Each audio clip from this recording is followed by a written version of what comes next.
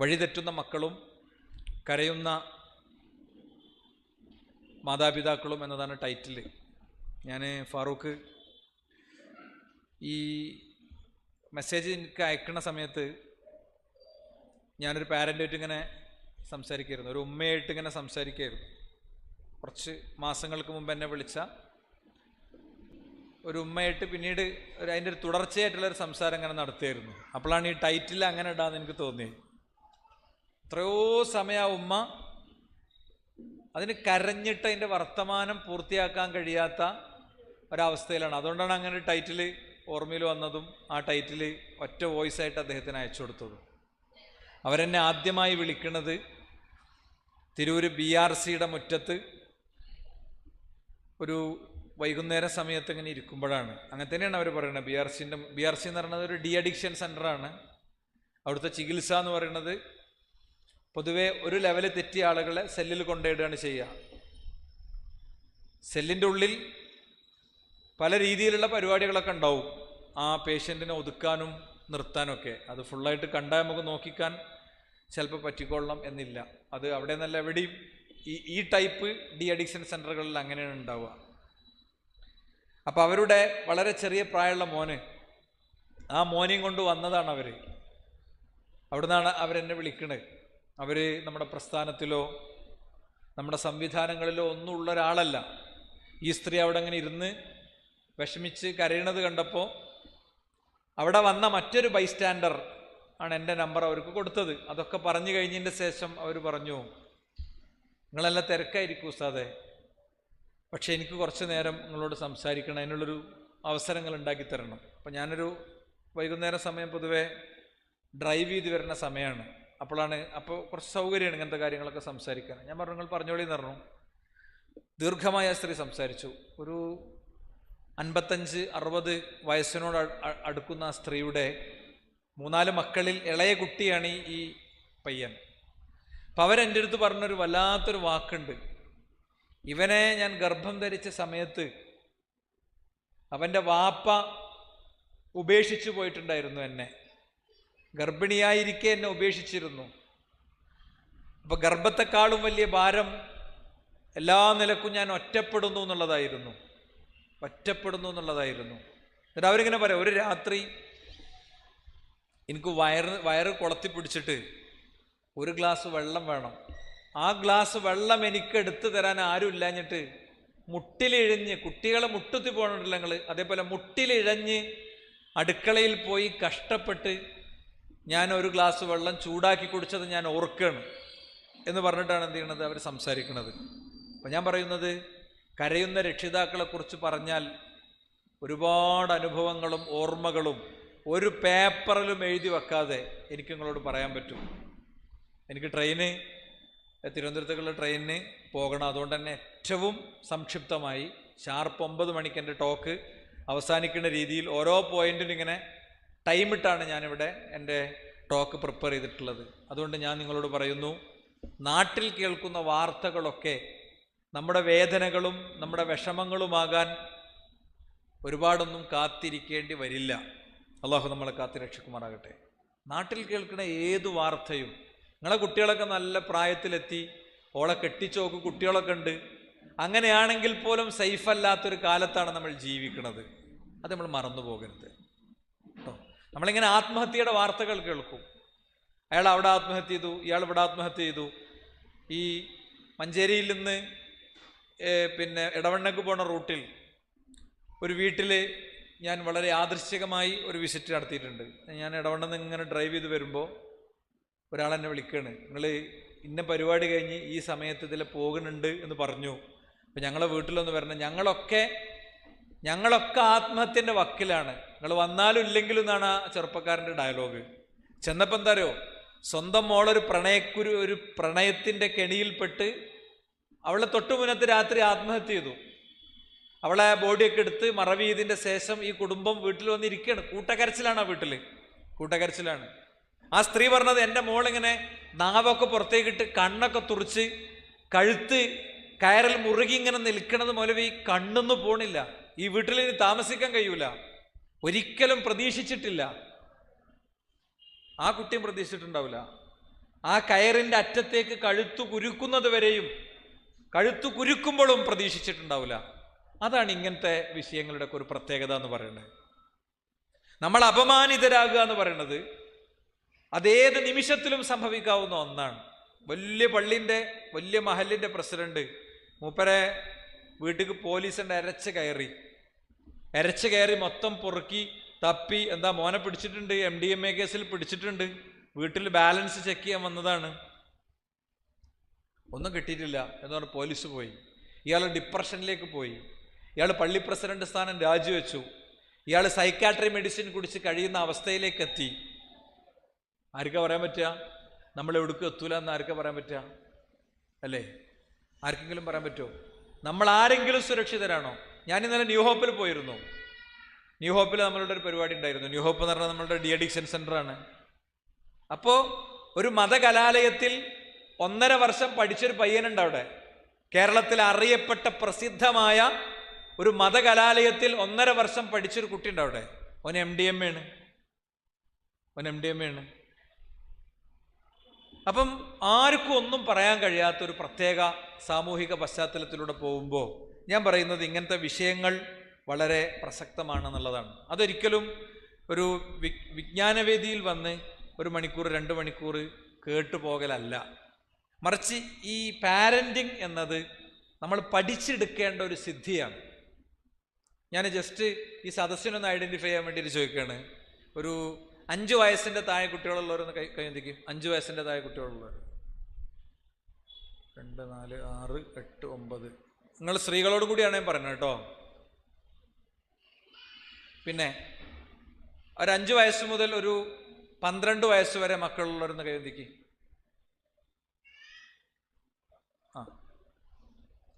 ഒരു 12 മുതൽ ഒരു 19 വരെ മക്കളുള്ളവരൊന്ന് കൈന്തിക്കും. 19 മുതൽ ഒരു 28 വയസ്സ് വരെ മക്കളുള്ളവരൊന്ന് കൈന്തിക്കും. ഞങ്ങൾ ആരോടാ പറയാ? ആരോടെങ്കിലും ഒരു ടീമിനോട് പറയാനേ വകുപ്പുള്ളൂ. ഞാൻ ഒരു കാര്യം ചെയ്യാം, അത് പറയണില്ല. പറഞ്ഞാൽ എന്താ അറിയോ? അത് ഓൽക്കുള്ളതാണല്ലോ എന്ന് ചിലപ്പോൾ വിചാരിക്കും. അതുകൊണ്ട് ഞാൻ പറഞ്ഞു കഴിഞ്ഞിട്ട് നിങ്ങൾക്ക് ഉള്ളതാണോ അല്ലേ നിങ്ങൾ തീരുമാനിക്കുക കേട്ടോ. ഇപ്പം നമ്മൾ സാധാരണഗതിയിൽ നമ്മളുടെ ജീവിതത്തിലെ പലതും പഠിച്ചിട്ടാണ് ചെയ്യുക. ഡ്രൈവിങ് എങ്ങനെ നമ്മൾ ചെയ്യുക? ഡ്രൈവിങ് ഒരു ദിവസം ഇങ്ങനെ താക്കോലെടുത്തിട്ടാണ് എന്നിട്ട് പഠിച്ചിട്ടാണ് ചെയ്യുക. നമ്മളൊരു തൊഴിലെടുക്കുന്നുണ്ടെങ്കിൽ ആ തൊഴിൽ നമ്മൾ പഠിച്ചാണ് ചെയ്യുക. എന്തു തൊഴിലുണ്ടെങ്കിലും ആ തൊഴിലിൽ നമ്മൾ എത്ര വലിയ പുലിയാണ് ഇപ്പോഴെങ്കിലും നമ്മൾക്ക് അതിനൊരു ഒരു പഠിച്ചൊരു സീസൺ അതിനുണ്ടാവും. ഇപ്പം സ്ത്രീകളൊരു ഭക്ഷണം വെക്കുകയാണ്, പുതിയൊരു ഭക്ഷണം വെക്കുക, യൂട്യൂബിലൊക്കെ നോക്കി അതിൻ്റെ ഇൻഗ്രീഡിയൻസ് ഒക്കെ നോക്കി അവിടെ ആ പെണ്ണ് പറയണമൊക്കെ സഹിച്ച് ഒക്കെ കേട്ട് അല്ലേ, ഒക്കെ നോട്ട് ചെയ്തെടുത്ത് എന്നിട്ട് പിന്നെ സംശയം ചോദിക്കാൻ നമുക്ക് പരിചയമുള്ള ഒരാൾ വിളിച്ച് അങ്ങനെയൊക്കെയാണ് ചെയ്യുക.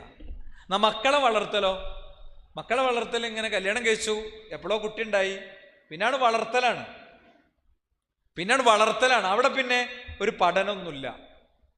അതിൻ്റെ എല്ലാ കുഴപ്പം ഒരാൾ ഡ്രൈവിങ് പഠിക്കാതെ വണ്ടി എടുത്താണ്ടാണ് കുഴപ്പം. എന്താ? അവിടെ മുട്ടി, ഇവിടെ തട്ടി, മറ്റവൻ്റെ മേത്ത് കയറി, ആ പ്രശ്നമൊക്കെ ഇതിനുണ്ടാവും. ഞാൻ പറയുന്നത് വീരപ്പനടക്കം എല്ലാവരും ശുദ്ധ പ്രകൃതിയിലാണ് ജനിച്ച്. വീരപ്പ ഭയങ്കര കൊള്ളക്കാരനൊക്കെയാണല്ലോ നമ്മളെ കണ്ണിൽ അല്ലേ? ഒരു കുട്ടി ലോകത്ത് ബാഡ് ബോയ് ആയിട്ട് ബാഡ് ഗേളായിട്ട് ജനിക്കണില്ല. അത് സയൻസ് ഒന്നുമല്ല, അള്ളാഹുവിൻ്റെ റസൂലിൻ്റെ ഹദീസാണ്. കുല്ലു മൗലൂദിൻ യൂലദു അലൽ ഫിത്ർ ഫഅബവാഹു യുഹവ്വിദാനിഹി ഔ യുനസ്സിറാനിഹി ഔ യുമജ്ജിസാനിഹി. റസൂലുള്ളാഹി സ്വല്ലല്ലാഹു അലൈഹി വസല്ലം തങ്ങളുടെ ഹദീസാണ്. എന്താ? കുല്ലു മൗലൂദിൻ യൂലദു അലൽ ഫിത്ര, എല്ലാ കുഞ്ഞുങ്ങളും ശുദ്ധ പ്രകൃതിയിലാണ് ജനിക്കുന്നത്. ഫഅബവാഹു, അങ്ങനെ അവൻ്റെ മാതാപിതാക്കൾ അവരെന്ത് ചെയ്യുന്നു? ഒന്നുകിൽ അവനെ ക്രിസ്ത്യാനിയാക്കുന്നു, അല്ലെങ്കിൽ അവനെ യഹൂദിയാക്കുന്നു, അല്ലെങ്കിൽ അവനെ മജൂസി അഗ്നി ആരാധകനാക്കുന്നു. ഗോപാലൻ്റെയും ജോസഫിൻ്റെയും അബൂബക്കറിൻ്റെയും ഒക്കെ കുട്ടികൾ 100% ശുദ്ധപ്രകൃതിയിൽ അള്ളാഹുവിൻ്റെ ദീനിൻ്റെ ശരിയിലാണ് യഥാർത്ഥത്തിൽ ജനിച്ചു വീഴുന്നത് എന്നാണ്. പിന്നെ ഈ മാതാപിതാക്കളാണ് അവരെ ഷെയ്പ്പ് ചെയ്യുന്നത്, മാതാപിതാക്കളാണ് അവരെ ഡെവലപ്പ് ചെയ്യുന്നത്. അപ്പം ഈ കുട്ടി പിന്നീട് മദ്യപാനിയായിട്ടുണ്ടെങ്കിൽ, ഈ കുട്ടി പ്രണയക്കെണിയിൽ കുടുങ്ങിയിട്ടുണ്ടെങ്കിൽ, ഈ കുട്ടി ഗെയിം അഡിക്ഷനിലേക്ക് എത്തിയിട്ടുണ്ടെങ്കിൽ, ഈ കുട്ടി വീടിനും മാതാപിതാക്കൾക്കും നാടിനും കുടുംബത്തിനും ബാധ്യതയാകുന്ന വിധമായിട്ടുണ്ടെങ്കിൽ എവിടെയോ ഒരിടത്ത് നമ്മളടുത്തൊരു ചെറിയ ട്രബിൾ വന്നിട്ടുണ്ട് എന്നുള്ള കാര്യം ഉറപ്പാണ്.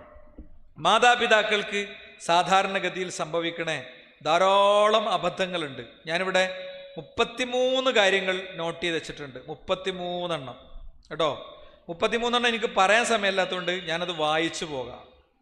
മാതാപിതാക്കൾക്ക് മക്കളുമായി ബന്ധപ്പെട്ട് സംഭവിക്കുന്ന പിഴവുകൾ ധാരാളമുണ്ട്. ഞാൻ വെറുതെ വായിച്ചു പോകാം. വായിച്ചു പോകാൻ മാത്രമേ സമയമുള്ളൂ. 1, സ്നേഹത്തെക്കാൾ സൗകര്യങ്ങൾ ഒരുക്കുക.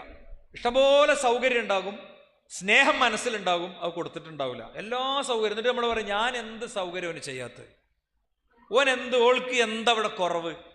ഭാര്യമാരുടെ കാര്യത്തിലും ഭർത്താക്കന്മാർ ചോദിക്കും അത് എന്താ കൂടെ കുറവ്, എന്തിൻ്റെലും കുറവുണ്ടോ, എന്നിട്ടാണോ ഈ പണി പറ്റിച്ചെന്നൊക്കെ പറയും. ആരോടെങ്കിലുമൊക്കെ ചാറ്റ് ചെയ്യുക, എന്തെങ്കിലും വാട്സാപ്പ് ചാറ്റ് പിടിക്കുകയൊക്കെ ചെയ്താൽ സാധാരണ ഭർത്താക്കന്മാർ വൈകാരികമായി ചോദിക്കുന്ന സാധനം മൂപ്പര് മാത്രം കൊടുക്കേണ്ട ഒരു സാധനം ഉണ്ടാവും, കൊടുത്തിട്ടുണ്ടാവില്ല. അതൊരിക്കലും ബെഡ്റൂമിലെ ഇന്റർകോഴ്സസും ശരീരങ്ങൾ തമ്മിൽ ചേരലൊന്നുമല്ല. അതിലേക്ക് എത്രയും മുമ്പുള്ള വിശാലമായൊരു തലണ്ട്. പ്രവാചകൻ സല്ലല്ലാഹു അലൈഹി വസല്ലം ആയിഷ ബീവി കടിച്ച കോഴിന്റെ കുറകണ് വാങ്ങിയിട്ട് അവിടെ തന്നെയാണ് കടിച്ചല്ലേ.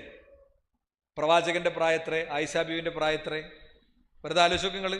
50 വയസ്സ് കഴിഞ്ഞതിന്റെ ശേഷമാണ് അള്ളാഹുവിന്റെ റസൂൽ ആയിഷ ബീവിനെ കല്യാണം കഴിക്കണത്.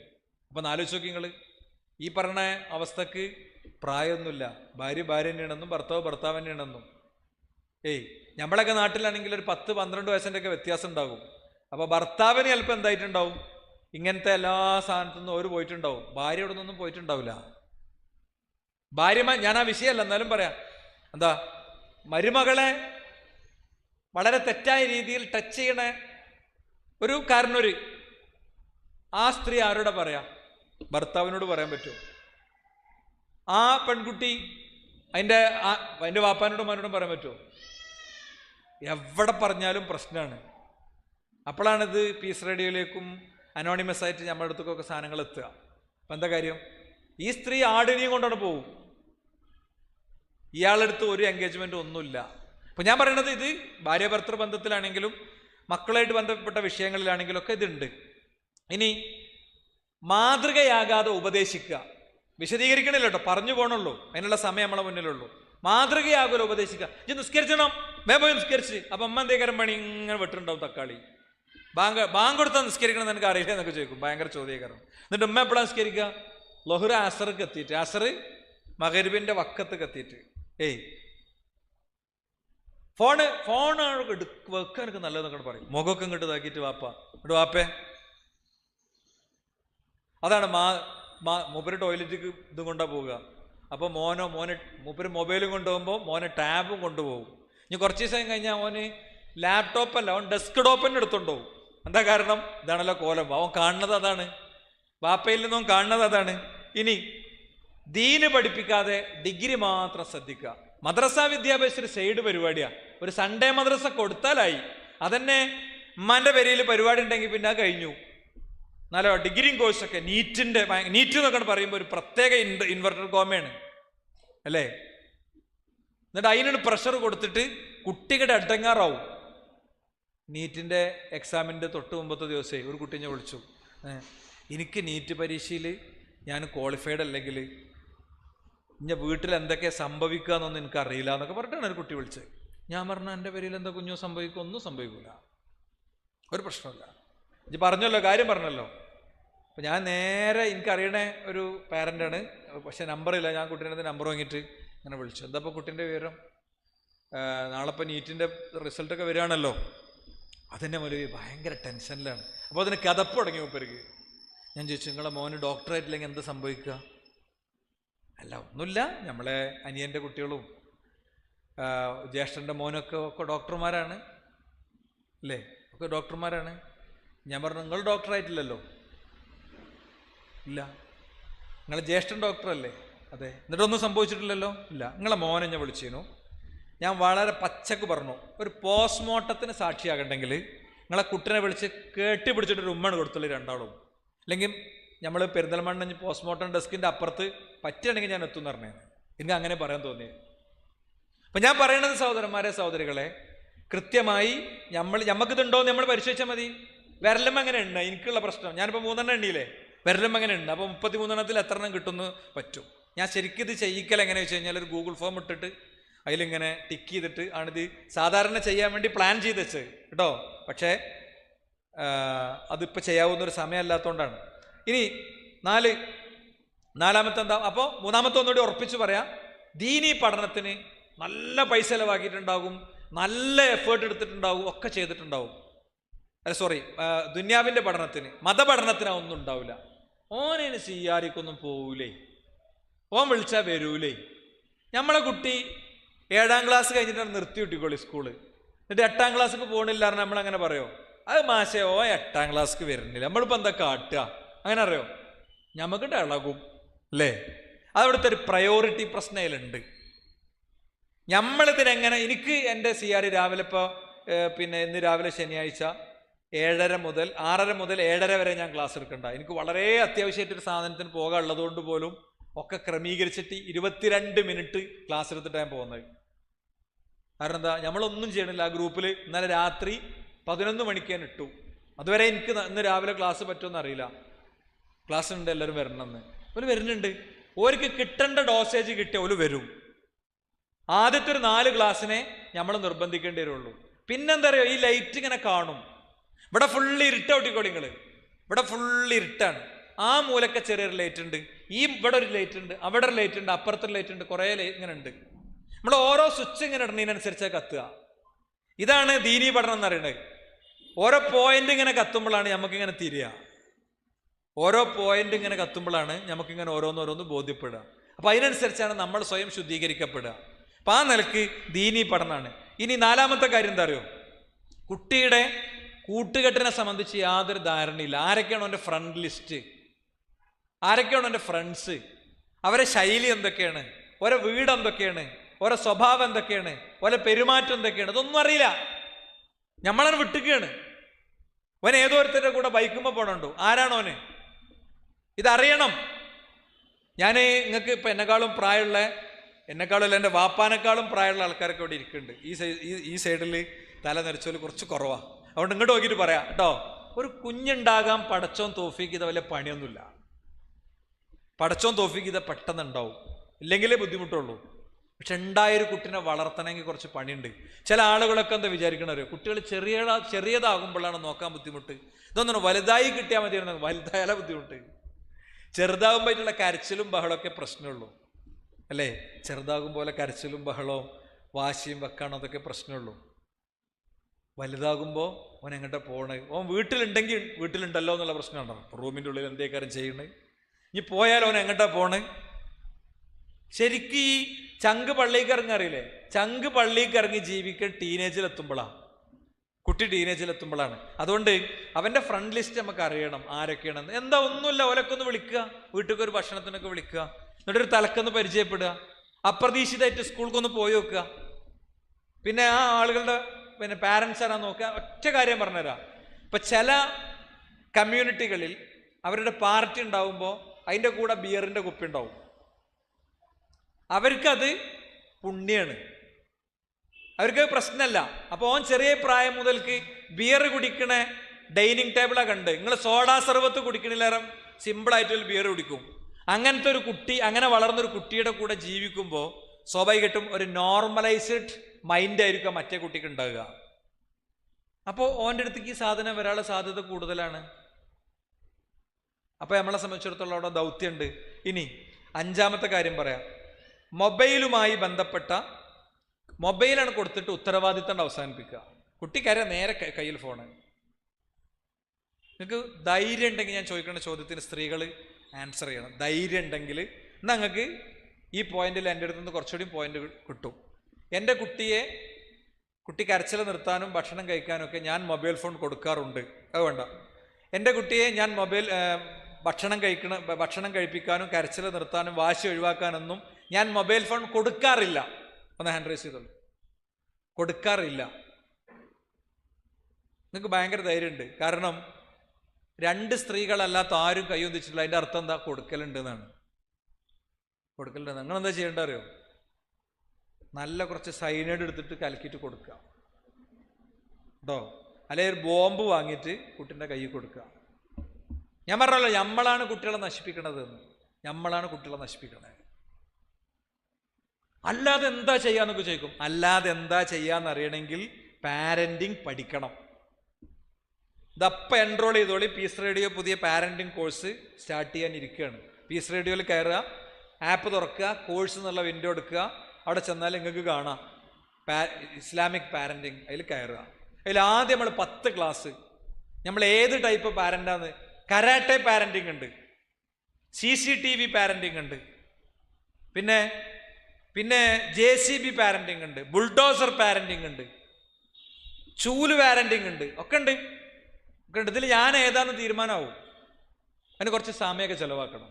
നിങ്ങൾ പ്രത്യേകിച്ച് ഞാനൊരു ആമുഖത്തിൽ സാധാരണ പറഞ്ഞൊരു കാര്യം ഞാൻ പറയാൻ വിട്ടേ. ഈ വിഷയം പറയുമ്പോൾ ഞാൻ കുറച്ച് പ്രഷറിലാണ് പറയാം. അല്ലെങ്കിൽ നിങ്ങൾക്ക് വിഷമം ഉണ്ടാകാൻ പാടില്ല. ഞാനങ്ങനെ വിചാരിച്ചിട്ട് വരുന്നതല്ല. എന്താ വെച്ച് കഴിഞ്ഞാൽ ഇതൊക്കെ എങ്ങനെ പറഞ്ഞാലും തലേക്ക് കയറാത്ത കുറച്ച് ടീമുണ്ട്. കുട്ടീനൊന്ന് CREയിൽ കൊണ്ടേ ഇരുത്താൻ കുറച്ച് മുമ്പ് എഫേർട്ട് എടുക്കണം. ആ എഫേർട്ട് മുമ്പ് എടുക്കാതെ കുട്ടി പിന്നെ കെണിയിൽ പോയി വീടിൻ്റെ ശേഷം ആരിസ്മലിനെ കിട്ടോ, അവരെ കിട്ടോ 3 മിനിറ്റ് മതി, 5 മിനിറ്റ് മതി, അവിടെ പോകാൻ എന്തും പറഞ്ഞോളി, പിന്നെ എന്തിനും റെഡി ആകാറ്. അതുകൊണ്ട് കാര്യമില്ല. നേരത്തെ ഓരോന്നും ചെയ്തു പോകണം കേട്ടോ. ഇനി അപ്പം മൊബൈൽ ഫോൺ അത്ര പറഞ്ഞാൽ മതി. ഇനി 6ാമത്തെ കാര്യം എന്താ അറിയോ? ഇതിൻ്റെ അനുബന്ധമാണ് സ്ക്രീൻ ടൈമിന് ഒരു പരിധിയില്ല. എന്ന് പറഞ്ഞാൽ മൊബൈൽ അനിവാര്യമായിട്ടും കൊടുക്കേണ്ടി വരും. പക്ഷേ സ്ക്രീൻ ടൈമിന് പരിധി ഉണ്ടാകും. എൻ്റെ കുട്ടി എത്ര സമയം എന്ത് കാണുന്നു എൻ്റെ ഫോണിലൊക്കെ കിട്ടും. അതിന് സംവിധാനങ്ങളുണ്ട്. ആ സംവിധാനം ആർക്കും വെക്കാവുന്ന സംവിധാനമാണ്. മനസ്സിലായില്ലേ? ഇടയ്ക്ക് എനിക്കൊരു 5 മിനിറ്റ്സ് കൂടി യൂട്യൂബ് കൂടുതൽ തരുമോ എന്ന് ചോദിക്കും. അപ്പം നമുക്ക് ധാരണ ഉണ്ട് 5 മിനിറ്റ്സ് കൂടി അവർ കൂടുതൽ എടുക്കുന്നുണ്ട് എന്ന്. ഇതിനൊക്കെ സിമ്പിളായിട്ടുള്ള ടെക്നിക്കൽ സംവിധാനങ്ങളുണ്ട്. നമ്മളുടെ കൂട്ടായ്മ ഇതിലൊക്കെ ചെയ്തതുപോലെ വേറെ ആരും ചെയ്തിട്ടില്ല. നമ്മളതിൻ്റെ വീഡിയോസൊക്കെ 5 കൊല്ലം മുമ്പ് പബ്ലിഷ് ചെയ്തിട്ടുണ്ട്. അതെന്ത് ചെയ്യണം?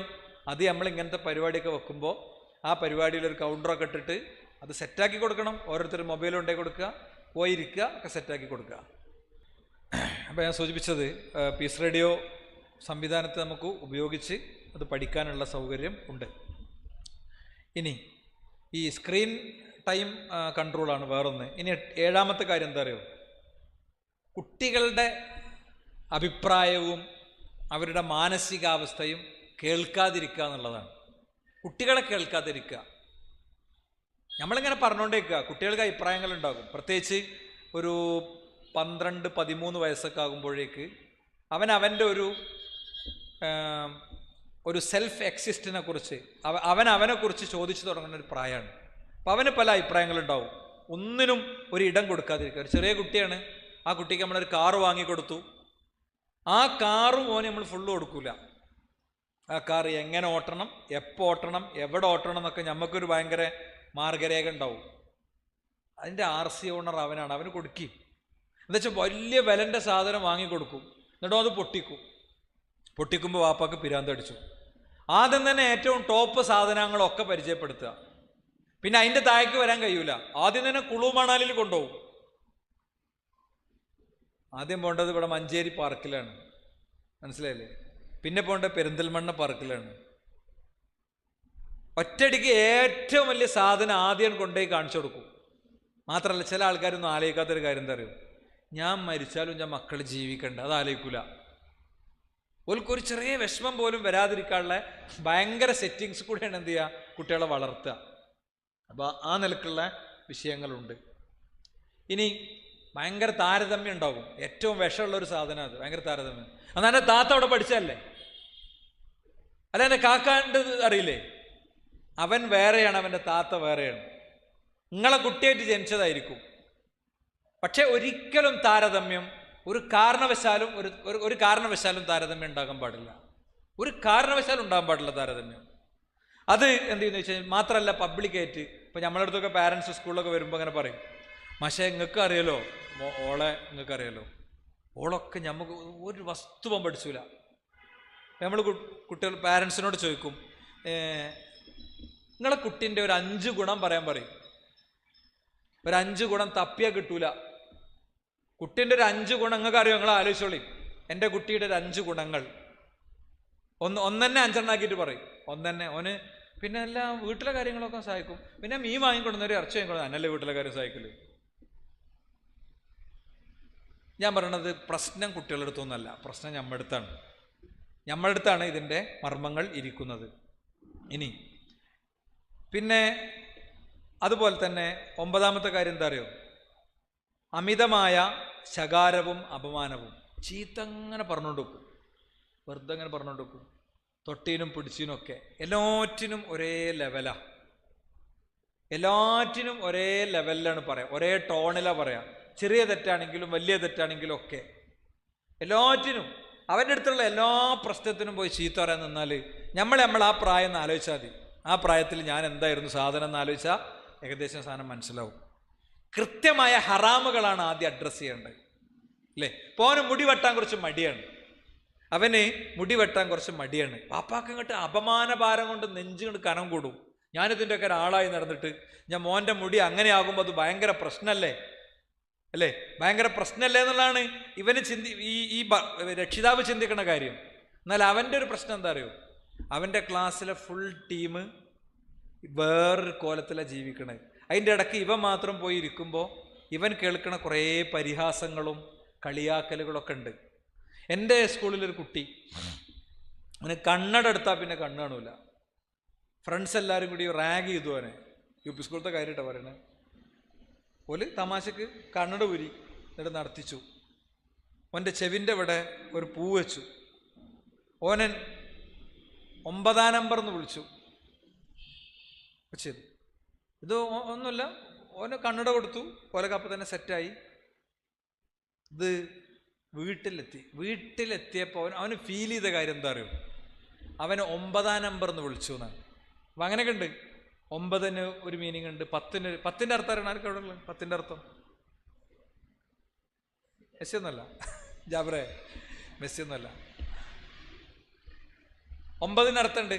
ഇതൊന്നും നമുക്ക് യാതൊരു കഥയില്ലല്ലോ. അപ്പം എനിക്കും അറിയില്ല 9ൻ്റെ അർത്ഥം 10ൻ്റെ അർത്ഥം ഒന്നും. അപ്പം ഞാൻ ഇങ്ങനെ ചോദിച്ചു, അങ്ങനെ പതുക്കെ ഇങ്ങനെ ചോദിച്ചെടുത്തപ്പോൾ പറഞ്ഞു, വാപ്പി ഇമ്മയൊക്കെ പറയണത് ശരിക്ക് കേട്ട് ഇങ്ങനെ നിൽക്കണേ ഒരാളൊരു പെണ്ണുമ്മ. ഈ ട്രാൻസ്ജെൻഡേഴ്സ് ഉണ്ടല്ലോ, അവരെ ലൊക്കേറ്റ് ചെയ്യുന്നൊരു സാധനമാണിത്. മിനിസ്റ്റർ ഷാജിൻ്റെ കാറിൻ്റെ നമ്പർ 9 ആയപ്പോൾ ചെക്കന്മാർ പോയിട്ട് കമൻ്റ് ഇട്ടിരുന്നു. നമ്മൾ ശ്രദ്ധിച്ചറിയില്ല, ഷാജിക്ക് നമുക്ക് ആ നമ്പർ മാറ്റാമെന്നൊക്കെ പറഞ്ഞിട്ട്. അപ്പം ഇത് ഞാൻ പറഞ്ഞത് ഇതൊരു സൈക്കോസിസാണ്. ഈ സൈക്കോസിസ് ബാധിച്ച കുട്ടികളുടെ ഇടയിൽ നമ്മൾ മുമ്പ് പോയിരിക്കണത്. അപ്പോൾ അവൻ്റെ മുടി ഇങ്ങനെ ഭയങ്കര കൃത്യതയിൽ വെട്ടാൻ നമ്മൾ ഭയങ്കര പദ്ധതി ഉണ്ടാക്കുമ്പോൾ അവൻ വാപ്പാൻ്റെ അടുത്ത് നിന്നുള്ളവൻ സഹിക്കണം, അപ്പുറത്തൊന്നും സഹിക്കണം. എന്നാൽ നേരെ അവൻ്റെ പാൻറ് ഇങ്ങനെ നിരത്തു കൂടെ അടിച്ചു പോകണം. അത് 41 ഹദീസുള്ള വിഷയമാണ്. അയിമ നമ്മൾ കയ്യേക്കണം. അയിമ ശരിക്ക് കയ്യേക്കണമെങ്കിൽ ഇതിമ്മ ചിലപ്പോൾ എന്ത് ചെയ്യേണ്ടി വരും? ഇതിപ്പാക്ക് തൃപ്തിയായിട്ടില്ല, പക്ഷെ നീ അത് ശരിയാക്കുമെന്ന് എനിക്കറിയാം. ഒരു ദിവസം എത്തുമ്പോൾ അന്നായിരിക്കും എൻ്റെ ജീവിതത്തിൽ എനിക്ക് ഏറ്റവും സന്തോഷമുള്ള ദിവസം. ഓ മുടി വെട്ടി വന്നു, നമ്മൾ കാണാത്തമായിരിക്കും, നമ്മളും ഭാര്യയും കാണാത്തമാരി നിൽക്കും. അങ്ങനെ മുന്നിൽ കൂടെ ഇങ്ങനെ പിന്നെയൊക്കെ ഇങ്ങനെ വരും. കാരണം 4 ദിവസം കഴിഞ്ഞാൽ പിന്നെയും പൊന്തുമല്ലോ. അപ്പോൾ ഒരു 15 ദിവസം കൂടുമ്പോൾ ഇപ്പം എനിക്ക് എന്ത് ചെയ്യുക? മുടി വെട്ടാൻ പൈസ തരാം. ഇതൊക്കെ ഐഡിയകളാണ്, ചെയ്യാൻ പറ്റിയ ഐഡിയകളാണ്. മുടി ചീകാതെ പുറത്തേക്ക് ഇറങ്ങരുത്. മുടി ചീകാതെയും കൂടി നിന്നാൽ നിൻ്റെ കോല ഫോട്ടോ എടുത്ത് കാണും, നിൻ്റെ കോലാണ്.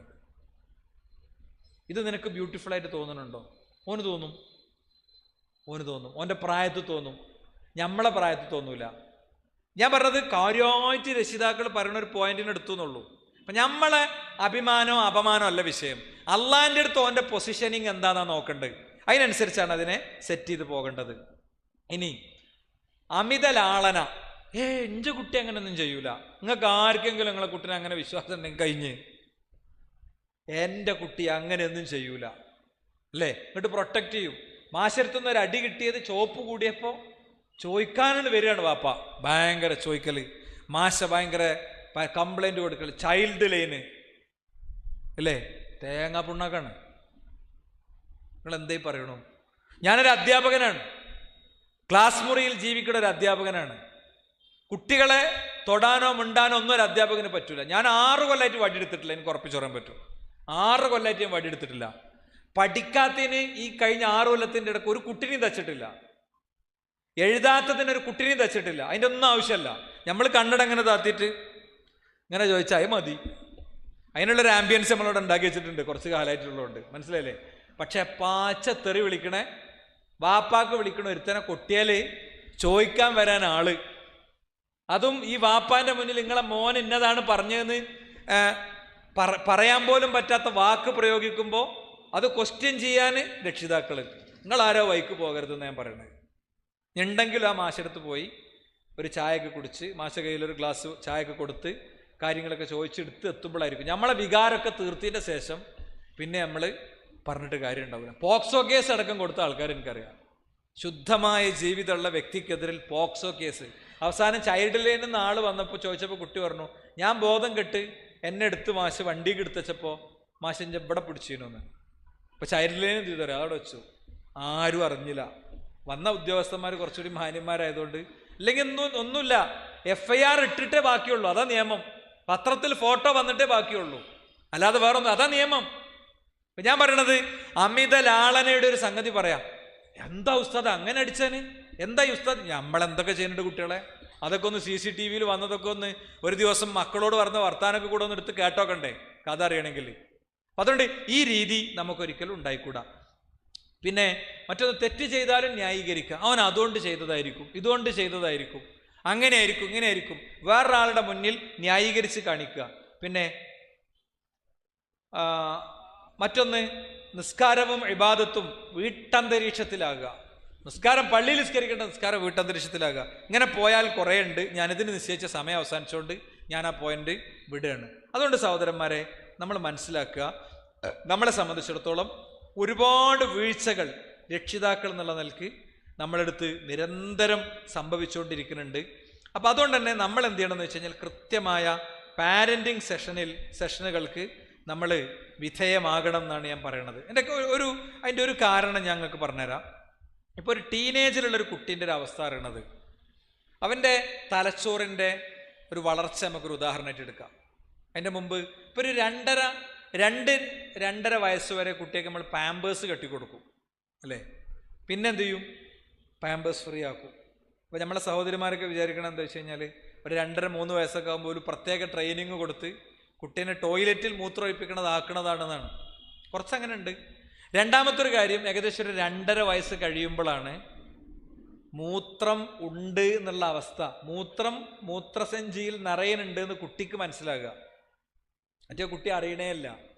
മൂത്രസഞ്ചി എന്ന് പറയുമ്പോൾ ബ്രന്ന് പറഞ്ഞാൽ പോണാണത്. ഓൻ അതിലൊരു കൺട്രോളും ഇല്ല.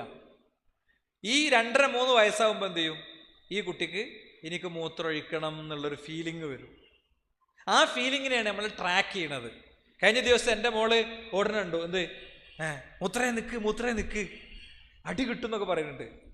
അതാ മൂത്രമൊഴിക്കാൻ വേണ്ടി പായാണ്. അപ്പോഴാണ് ഈ പറയണത്. അപ്പോൾ അമ്മ പറയുന്നുണ്ട്, അനക്ക് ആയിനെങ്കിൽ ചാടോണ്ട് ഒഴിച്ചലാന്ന് പറയുന്നുണ്ട്. അപ്പോഴാണ് ഞാൻ എന്ത് ചെയ്യണത്, ഈ സംഭാഷണമാണ് ശ്രദ്ധിക്കണത് കേട്ടോ. അപ്പോൾ അവൾക്ക് ഉമ്മ ഒരു ബോധം കൊടുത്തിട്ടുണ്ട്. എന്ത്?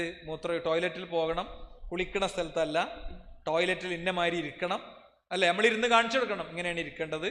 അത് ഒരു 10, 20, 30 വട്ടം ഇങ്ങനെ ഇരുന്ന് കാണിച്ചെടുത്താണ് എന്ത് ചെയ്യണത്, കുട്ടീനെ ടോയ്ലറ്റിൽ മൂത്രമൊഴിക്കണ കുട്ടിയാക്കി മാറ്റണത്. ശരി, അപ്പോൾ എന്താണ് അതിൻ്റെ സാധനം? അപ്പോൾ ഒരു ഫീച്ചർ എന്ന് പറയാം നമ്മൾ. അപ്പോൾ ഒരു പടച്ചോൻ ഒരു ഓപ്ഷൻ ആഡ് ചെയ്യാണ്, ഒരു പുതിയ ഓപ്ഷൻ ആഡ് ചെയ്യാണ് 2.5-3 വയസ്സാകുമ്പോൾ. അതുവരെ ഈ കുട്ടിക്ക് ഇത് കൊടുക്കണില്ല. അതേപോലെ ഏകദേശം ഒരു 22 വയസ്സ് വരെ കിട്ടാത്തൊരു സാധനമാണ് എന്തെന്നറിയോ? പ്രീ ഫ്രണ്ടൽ കോർട്ടക്സ് എന്ന് പറയുന്നത്. +2 ഒക്കെ പഠിച്ച കുട്ടിയൊക്കെ ഇതറിയും. Prefrontal cortex. എന്താ പ്രീ ഫ്രണ്ടൽ കോർട്ടക്സിൻ്റെ ഉത്തരവാദിത്വം? അത് ചെയ്യണം, അത് ചെയ്യണ്ട, അത് ചെയ്ത് അങ്ങനെ ഉണ്ടാകും, അത് ചെയ്തിട്ടില്ലെങ്കിൽ അങ്ങനെ ആകും, അത് ചെയ്യാൻ പാടില്ല എന്നൊക്കെയുള്ള സാധനമാണ്. അത് ഒരു 22, 23, 25 വയസ്സൊക്കെ ആകുമ്പോഴാണ് ആ ഒരു സിസ്റ്റത്തിൻ്റെ ഡെവലപ്മെൻറ്റ് പൂർത്തിയാകുക. അതുവരെ ഈ സാധനവുമില്ല. നിങ്ങൾ ആരെങ്കിലും ഒരു 35-40 വയസ്സായ ആൾ ഒരു ബിൽഡിംഗ് വന്ന് മറ്റേ ബിൽഡിംഗ് ഇങ്ങനെ കറങ്ങി ചാടുന്നത് കണ്ടണോ? ഇല്ല. എന്തല്ലാത്ത ഇതിൻ്റെ ഉള്ളിൽ മറ്റേ സാധനം ഉണ്ട്. തലച്ചോറ് നെയ്ച്ചോറല്ല. അതുവരെ ഈ സാധനം നെയ്ച്ചോറാണ്. ഇതൊന്നിനും പറ്റൂല. ഓനാകുള്ളത് എന്താ അറിയോ? ഓനാകുള്ളത് ഇപ്പോൾ ഒരു വണ്ടിക്ക് ബ്രേക്കില്ല, ആക്സിലേറ്റർ ഉണ്ട്. എന്തേക്കാരം കഥ? ഒരു വണ്ടിക്ക് ബ്രേക്കില്ല, ആക്സിലേറ്റർ ഉണ്ട്. ഈ പ്രീ ഫ്രണ്ടൽ കോർട്ടക്സ് എന്ന് പറയുന്നത് ഓൻ്റെ ബ്രേക്കാണ്. അത് ഇല്ലാതിരിക്കുമ്പോൾ ഓൻ എന്ത് ചെയ്യുന്ന വെച്ചാൽ സൈലൻസറൊക്കെ അയച്ചു വെച്ചിട്ട് അങ്ങോട്ട് വിടല്. ഞാനൊരു ദിവസം പീസ് റോഡ് ചെന്നപ്പോൾ ഉണ്ട്, അവിടെ ഒരു കുട്ടി ഉണ്ടായിരുന്നു. ഓനിങ്ങനെ ഭയങ്കരമായി വേറൊരു ബാക്ക്ഗ്രൗണ്ടിൽ നിന്ന് വന്ന ആളാണ്, നമ്മൾ സൗണ്ട് എഞ്ചിനീയറായിട്ട് കൊണ്ടുവന്നത്. ഇങ്ങനെ കഴുകാത്തൊരു സാധനത്തിനെ കൊണ്ടുവന്ന് ഇരുത്തിയിട്ട് പിന്നെ ഫുള്ള് കഴുകി വിട്ട് എങ്ങനെ ഉണ്ടാവും, അങ്ങനെയായിരുന്നു. ഇപ്പോൾ ഡൽഹിയിലാണ് ജോലി കേട്ടോ. ഞാൻ അങ്ങനെ പറയുന്നത് ഓന് ഇഷ്ടമാണ്, ഓന് പ്രാർത്ഥന കിട്ടിക്കോട്ടെ വിചാരിച്ചിട്ട് ഞാൻ പലപ്പോഴും പറയാറുണ്ട്. ഇവനൊരുത്തനെ കൊണ്ടുവന്നു. അപ്പോൾ ഞാൻ ചെന്ന് നോക്കുമ്പോൾ സ്റ്റുഡിയോയിൽ റെക്കോർഡിങ് നടക്കുന്നുണ്ട്. ഞാൻ ഷെഡ്യൂൾ നോക്കുമ്പോൾ അവിടെ റെക്കോർഡിംഗ് ഒന്നും ഇല്ല ആ സമയത്ത്. അപ്പം ഇവനൊരു സുഹൃത്തിനെ കൊണ്ടുവന്നതാണ്. ദൃശ്യം എന്ന് പറഞ്ഞ പരിപാടി ഉണ്ട്, യാത്രാവതരണാണ്. ഇപ്പം അങ്ങനെ പറയണത് എനിക്കൊരു ബൈക്കുണ്ട്, അതിന് ശരിക്കും ബ്രേക്കൊന്നുമില്ല, പിന്നെന്താ വെച്ച് കഴിഞ്ഞാൽ ഹോണൊന്നും ആവശ്യമല്ല. അപ്പം അങ്ങനെ പറയണേ, ഞാൻ കാശ്മീർ കൈമയാണ് പോയത്. പിന്നെന്താ വെച്ചാൽ ഹെൽമെറ്റ് നമ്മൾ ഭയങ്കര ഹെൽമെറ്റൊക്കെ ഇട്ടാൽ എന്താ അറിയോ, ഫുള്ള് വിങ്ങിയിട്ട് മൈഗ്രെയിൻ തുടങ്ങും. അപ്പം നിയമം മറികടക്കാനുള്ള സാധനം മതി. ഇതെന്തിനുള്ള പീസ് റേഡിയോയിൽ റെക്കോർഡ് ചെയ്ത് വിടാനുള്ളതാണ്. അപ്പം ഞാനത് അവൻ്റെ റെക്കോർഡിങ് ഇരുന്ന് കേട്ടു. ഒക്കെ കഴിഞ്ഞതിൻ്റെ ശേഷം എന്താ കുഞ്ഞു എൻ്റെ പേര് ചോദിച്ചാൽ, അപ്പോൾ താടിക്കുള്ള ഒരാൾ ചോദിക്കണൊക്കെ കേട്ടപ്പോൾ തന്നെ ഓനാകെ കണ്ണും തലക്കെടുത്ത്. ഞാൻ ചോദിച്ചു, എൻ്റെ നാട്ടിലെ മുക്കറിൻ്റെ മറ്റേ നമ്പർ എൻ്റെ അടുത്തുണ്ടോ ചോദിച്ചാൽ. നിങ്ങളെ നാട്ടിൽ മുക്കറിനല്ലേ കബറുത്തല്ലോ എന്ന് ചോദിച്ചാൽ. ഇപ്പം തന്നെ വിളിച്ചിട്ട് ഒരു കബറ് കുത്തിയ കബറുള്ള അറിയാണ് കേട്ടോ. ഇപ്പം തന്നെ വിളിച്ചിട്ട് ഒരു കബറ് കുത്താൻ പറഞ്ഞുള്ള അറിഞ്ഞാണ്. ഇരുത്തി ഒരു 1.5 മണിക്കൂർ ആ കുട്ടനോട് സംസാരിച്ചു. അപ്പം എന്താ നമ്മൾ പറഞ്ഞിട്ട് കാര്യമില്ലേ. ഈ സോഷ്യൽ മീഡിയയിൽ ഓരോരുത്തരിടുന്ന പിരാന്ത്, 30 ഉറുപ്പ്യക്ക് കാശ്മീർ പോയി എന്നിട്ടൊരു വീഡിയോ എല്ലാവരുടെയും കയറിയിട്ട് കാണുകയാണ്. എന്താ ഞാനാകെ ഒരു വിശന്നിട്ട് ഒരു കടിയിൽ കയറിയിട്ട് ഒരു കക്കിരി തരുമോ എന്ന് വെച്ചപ്പോൾ ഒരു പാക്ക് കക്കിരി എനിക്ക് തന്നു. ഇതിനാ 30 ഉറുപ്പ്യ. ബാക്കി എന്താ ഇതാണ് ട്രെയിൻ എന്ന് അറിയുന്നുണ്ട്. പിന്നെ ഈ ട്രെയിനിൽ വിശാലമാണ്, ഒന്നുമില്ല, ഫുൾ ജനറൽ കമ്പാർട്ട്മെന്റിൽ ഒഴിഞ്ഞു കിടക്കുകയാണ്. എന്നിട്ട് അവസാനം കയറി ചെല്ലുന്നത് കാശ്മീരിലെത്തുമ്പോൾ ബാക്ക്ഗ്രൗണ്ടിൽ നിന്നൊരു വല്ലാത്ത ഒച്ചക്കട വരും. ഒക്കെ കഴിഞ്ഞിട്ടോ പറയണം എന്താ അറിയോ, ഒരു ചെലവും വന്നില്ല, കാരണം ഇതൊരു AI യാത്രയാണ്. ഒക്കെ ബാക്ക്ഗ്രൗണ്ടാണ്. ഇതിൽ ഈ ലാസ്റ്റത്തെ കേൾക്കാത്തവൻ എന്താ വിചാരിക്കുക, 30 ഉറുപ്പ്യ കൊണ്ട് എന്തായാലും കാശ്മീർ പോകാൻ പറ്റും, അതുകൊണ്ട് വാപ്പ പൈസ എന്നിട്ട് എന്തായാലും കൂടൂല, 30 ഉറുപ്പ്യക്ക് പോകുക എന്ന് തീരുമാനിക്കുക അല്ലേ. അപ്പോൾ ഞാൻ പറഞ്ഞത്, നമ്മളെ കുട്ടിക്ക് ഈ സാധനം ഇല്ലാന്ന് അറിയണൊരു രക്ഷിതാവും അറിയാത്തൊരു രക്ഷിതാവും തമ്മിൽ വ്യത്യാസം ഉണ്ടോ? നിങ്ങൾ പറയാം, എന്താ നിങ്ങൾ പറയാത്തു? ഉണ്ട്, ഈ വ്യത്യാസം ഉണ്ട്. അപ്പം നമ്മൾ ഡയലോഗൊക്കെ കുറയും. ഓന് ബ്രേക്ക് ഇല്ലാത്ത ടീമാണ്, ഞാൻ ശ്രദ്ധിക്കണം, ഞാൻ ശ്രദ്ധിച്ച് എന്ത് ചെയ്യണം, ഓനെ ഡ്രൈവ് ചെയ്യണം, ഇപ്പം ഇത് എൻ്റെ ഉത്തരവാദിത്തമാണ്. അപ്പം അങ്ങനെയുള്ള ഒരുപാട് കാരണങ്ങൾ കൊണ്ട് മാത്രമല്ല, ഇന്നത്തെ കുട്ടികൾ അനുഭവിക്കുന്ന ഒരുപാട് കാര്യങ്ങളുണ്ട്. അവരുടെ ഒരുപാട് ചിന്തകളുണ്ട്, അവരുടെ അടുത്ത് എത്തുന്ന ഒരുപാട് ഡാറ്റകളുണ്ട്. ഈ ചിന്തകളും ഡാറ്റകളൊന്നും നമ്മുടെ അടുത്ത് എത്തുന്നില്ല, ഒരിക്കലും നമ്മുടെ അടുത്ത് എത്തുന്നില്ല. ഞാൻ സർവീസ് കയറിയ ആദ്യത്തെ വർഷം ഈ പറയുന്ന സോഷ്യൽ മീഡിയ ഒന്നും അത്ര ലൈവായിട്ടില്ല കേട്ടോ. അപ്പോൾ ഞാൻ എൻ്റെ ഒരുപാട് സ്പീച്ചുകൾ പറഞ്ഞിട്ടുണ്ട്. ഒരു പെൺകുട്ടി 4ാം ക്ലാസ്സിലെ ഒരു പെൺകുട്ടി വേറൊരു പെൺകുട്ടിക്ക് ഒരു ഫ്ലൈറ്റാണ് പറത്തി കൊടുത്തു. ഫ്ലൈറ്റ് ഇങ്ങനെ കറങ്ങി തിരിഞ്ഞിട്ട് എൻ്റെ അടുത്ത് വന്നു. ഫ്ലൈറ്റ് പറഞ്ഞാൽ കടലാസ് കൊണ്ട് ഉണ്ടാക്കുന്ന മറ്റേ സാധനം ഇവിടെ വന്ന് വീണു. അപ്പം ഞാൻ അവരൊന്ന് ഇമ്പ്രസ് ചെയ്യാൻ വേണ്ടി ഞാൻ ചെയ്തു, ഞാനത് പുറത്തേക്കിട്ട് ഇട്ടു. അങ്ങ് പെരിന്തൽമണ്ണ എത്തേണ്ടതാണ്, ഞാനിന്ന് ഈ ഫ്ലൈറ്റിലാണ് പോകണമെന്ന് പറഞ്ഞു. അപ്പോൾ കുട്ടികളൊക്കെ ഭയങ്കര ചിരിയൊക്കെ ചിരിച്ചു, നമ്മളാ ചിരിയിലൊക്കെ കൂടി. പിന്നെ ഞാൻ ക്ലാസ്സിലെ കുട്ടികളെ അറ്റൻഷൻ പോകുമ്പോഴൊക്കെ ഞാനിങ്ങനെ ഫോൺ ചെയ്യും ഈ ഫ്ലൈറ്റിൻ്റെ പൈലറ്റിനെ, ഞാനിന്നുണ്ടാവും, എന്തായാലും ഇനിയും കൂട്ടിയിട്ടേ പോകാൻ പറ്റുള്ളൂ എന്നൊക്കെ പറഞ്ഞ് നമ്മളിങ്ങനെ ക്ലാസ് ഇങ്ങനെ കൊണ്ടുപോവുകയാണ്. ഒക്കെ കഴിഞ്ഞപ്പോൾ ആ കുട്ടി 4ാം ക്ലാസ് പഠിക്കണ ഈ മോള് എൻ്റെ അടുത്ത് വന്നിട്ട് ചോദിച്ചു, സാറിന് എന്നെ നല്ല ഇഷ്ടമല്ലേ, സാറ് പറഞ്ഞല്ലോ എന്നാൾ എന്നെ നിങ്ങൾക്ക് ഭയങ്കര ഇഷ്ടമാണെന്ന്. നമ്മൾ ക്ലാസ്സിൽ ചെയ്യുന്ന ഒരു പരിപാടിയാണ്, നമ്മൾ UP സ്കൂളിലായതുകൊണ്ട് ഒരു വിഷമമല്ലാതെ പറയാൻ പറ്റും. അത് ആരാലും ശ്രദ്ധിക്കപ്പെടാത്ത കുട്ടീനെ പറ്റിയിട്ട് നമ്മളുണ്ട്. ഒരു കുട്ടീനെ എന്നും എടുക്കും, എനിക്ക് ഭയങ്കര ഇഷ്ടമാണ് കേട്ടോ. ആ കുട്ടീൻ്റെ പാരൻസിൻ്റെ അടുത്ത് നിന്ന് ബാക്ക്ഗ്രൗണ്ടൊക്കെ ഒന്ന് മനസ്സിലാക്കിയിട്ട് അവന് മന്തിയാണ് ഇഷ്ടം, ഇങ്ങനത്തെ കാര്യങ്ങളൊക്കെ ജസ്റ്റ് ഒന്ന് പറയും. സാറ് പറഞ്ഞല്ലേ എന്നെ ഭയങ്കര ഇഷ്ടമാണെന്ന്. നിന്നെ എനിക്ക് ഭയങ്കര ഇഷ്ടമാണ്, നീ മുടിയൊക്കെ ശരിക്ക് ചീകി ഉറങ്ങണ കുട്ടിയല്ലേ, കെട്ടൂലേ, മുടി കെട്ടാതെ കിടക്കുക, രാത്രി ഉറങ്ങുമ്പോൾ മുടി കെട്ടാതെ കിടക്കുക. പാരൻസ് ഇങ്ങനത്തെ കാര്യങ്ങളൊക്കെ പൊതുവെ നമ്മളോട് പറയും. അതെ സാറേ എന്ന് പറഞ്ഞു കേട്ടോ. പക്ഷേ സാറിന് എന്നോടുള്ള എല്ലാ ഇഷ്ടം പോകും ഇന്ന്. അതെന്തേ? സാറാ വിമാനം തരും സാറേ. അപ്പം എനിക്ക് മനസ്സിലായി എന്തൊരു പ്രശ്നമുണ്ട് എന്ന്. അപ്പം ഞാൻ തരുമല്ലോ, വിമാനം തരും. ബെല്ലടിച്ചപ്പോൾ ഞാൻ പതുക്കെ സ്പീഡിലാണ് പോയി. തുറന്നു നോക്കിയപ്പോൾ എന്താ അറിയോ, ഇതൊരു പ്രേമലേഖനാണ്. അപ്പോൾ കാവ്യ മാധവൻ ദിലീപിനോട് പറയണേ ഏതൊരു സീന് ഇങ്ങനെ പോസ്റ്റ് ചെയ്തോളെ എഴുതിച്ചതാണെന്നൊക്കെ. ഞാൻ പറഞ്ഞു അവിടുന്നൊക്കെ കാലം മാറി, ഇന്ന് സ്കൂൾ കാണുന്നതല്ല. മിണ്ടാതിരിക്കണ ഒരു കുട്ടി, ഭയങ്കര സജീവമായി ഭയങ്കര ആക്റ്റീവായി നല്ല പഠിക്കണേ ഒരു കുട്ടി, 3-4 ദിവസമായിട്ട് ഭയങ്കര സൈലൻസ്. അപ്പോൾ ഞാൻ അവളെ അടുത്ത് വിളിച്ചു, ഒഴിച്ചു കൊണ്ടിട്ട് ഞാൻ ചോദിച്ചു, ഞാൻ എൻ്റെ സാറല്ല നമ്മളെ, ഞാൻ എൻ്റെ കാക്കയാണ്. എൻ്റെ കുട്ടി പറയാം, എന്താ എൻ്റെ പ്രശ്നം? പാരൻസ് ഒന്നും ഇങ്ങനെയൊന്നും കുട്ടികളോട് പലപ്പോഴും സംസാരിക്കണില്ല. എൻ്റെ അനുഭവം ഞാൻ പറയണേ, അവിടെ കണ്ണ് കണ്ട് നിറഞ്ഞു, അവളെ ചുണ്ട് കണ്ട് വിറച്ചു കേട്ടോ. ഇപ്പോഴും എനിക്കത് ആലോചിക്കുമ്പോൾ സങ്കടമാണ്. അപ്പോൾ അവൾ എന്നോട് പറഞ്ഞു, മാഷേ ഇന്ന ആള് എനിക്കൊരു വീഡിയോ അയച്ചു തന്നു വാട്സപ്പിൽ. എന്നിട്ട് എന്നോട് പറഞ്ഞു, ഇങ്ങനത്തെ ഇഷ്ടംപോലെ വീഡിയോസ് ഉണ്ട്, നമുക്ക് ഇങ്ങനെ ചെയ്യാൻ പറ്റുമെന്ന് ചോദിച്ചു എന്നോട്. അവളെ ക്ലാസ് പഠിക്കുന്ന ഒരു കുട്ടിയെ, പോനെ എവിടുന്ന് ഇത് കിട്ടി? അപ്പോൾ ഞാൻ അവനെ വിളിപ്പിച്ചു. അത് 3 ഇംഗ്ലീഷിലുള്ള ഒരു അക്ഷരമുണ്ട്, ഞാൻ അക്ഷരം അറിയാതെ, ഇംഗ്ലീഷിലുള്ള 3 അക്ഷരമുണ്ട്. ഒരക്ഷരമുണ്ട്, അത് 3 എണ്ണം യൂട്യൂബിൽ ടൈപ്പ് ചെയ്താൽ ആ സാധനം കിട്ടും. എനിക്കറിയില്ല ഇങ്ങനൊരു സാധനം ഉണ്ടെന്ന് എനിക്കറിയില്ല. അപ്പോൾ അതേതാണോ ഒക്കെ ഇങ്ങനെ ചോദിച്ചെടുത്തപ്പോൾ ഞാൻ പറയണത്, ഈ അറിവുകളൊക്കെ നമ്മളെ കുട്ടികളുടെ അടുത്ത് ഇരിക്കുകയാണ്. എന്നിട്ടാണ് ഈ കുട്ടീൻ്റെ അടുത്ത് നമ്മൾ മൊബൈൽ ഫോണും കൊടുത്തിട്ട് നമ്മളെ പണിക്ക് പോണത്. അപ്പോൾ ആ പയ്യനെ നമ്മൾ ഡീറ്റെയിൽ എടുത്തപ്പോൾ എന്താണ്, അവൻ വേറൊരു ലെവലിൽ ഒരുപാട് പ്രയാസങ്ങൾ അനുഭവിച്ചൊരു കുട്ടിയാണ്. അപ്പോൾ ആ രീതിയിൽ നമ്മൾ ഇന്നത്തെ കുട്ടികളും അവരുടെ ലോകം, അതുകൊണ്ട് നമുക്ക് പാരൻറ്റിങ് കോഴ്സുകളിൽ അറ്റൻഡ് ചെയ്യണം. ഇന്നത്തെ കുട്ടികളുടെ ലോകം നമ്മൾ ശരിയായി മനസ്സിലാക്കണം.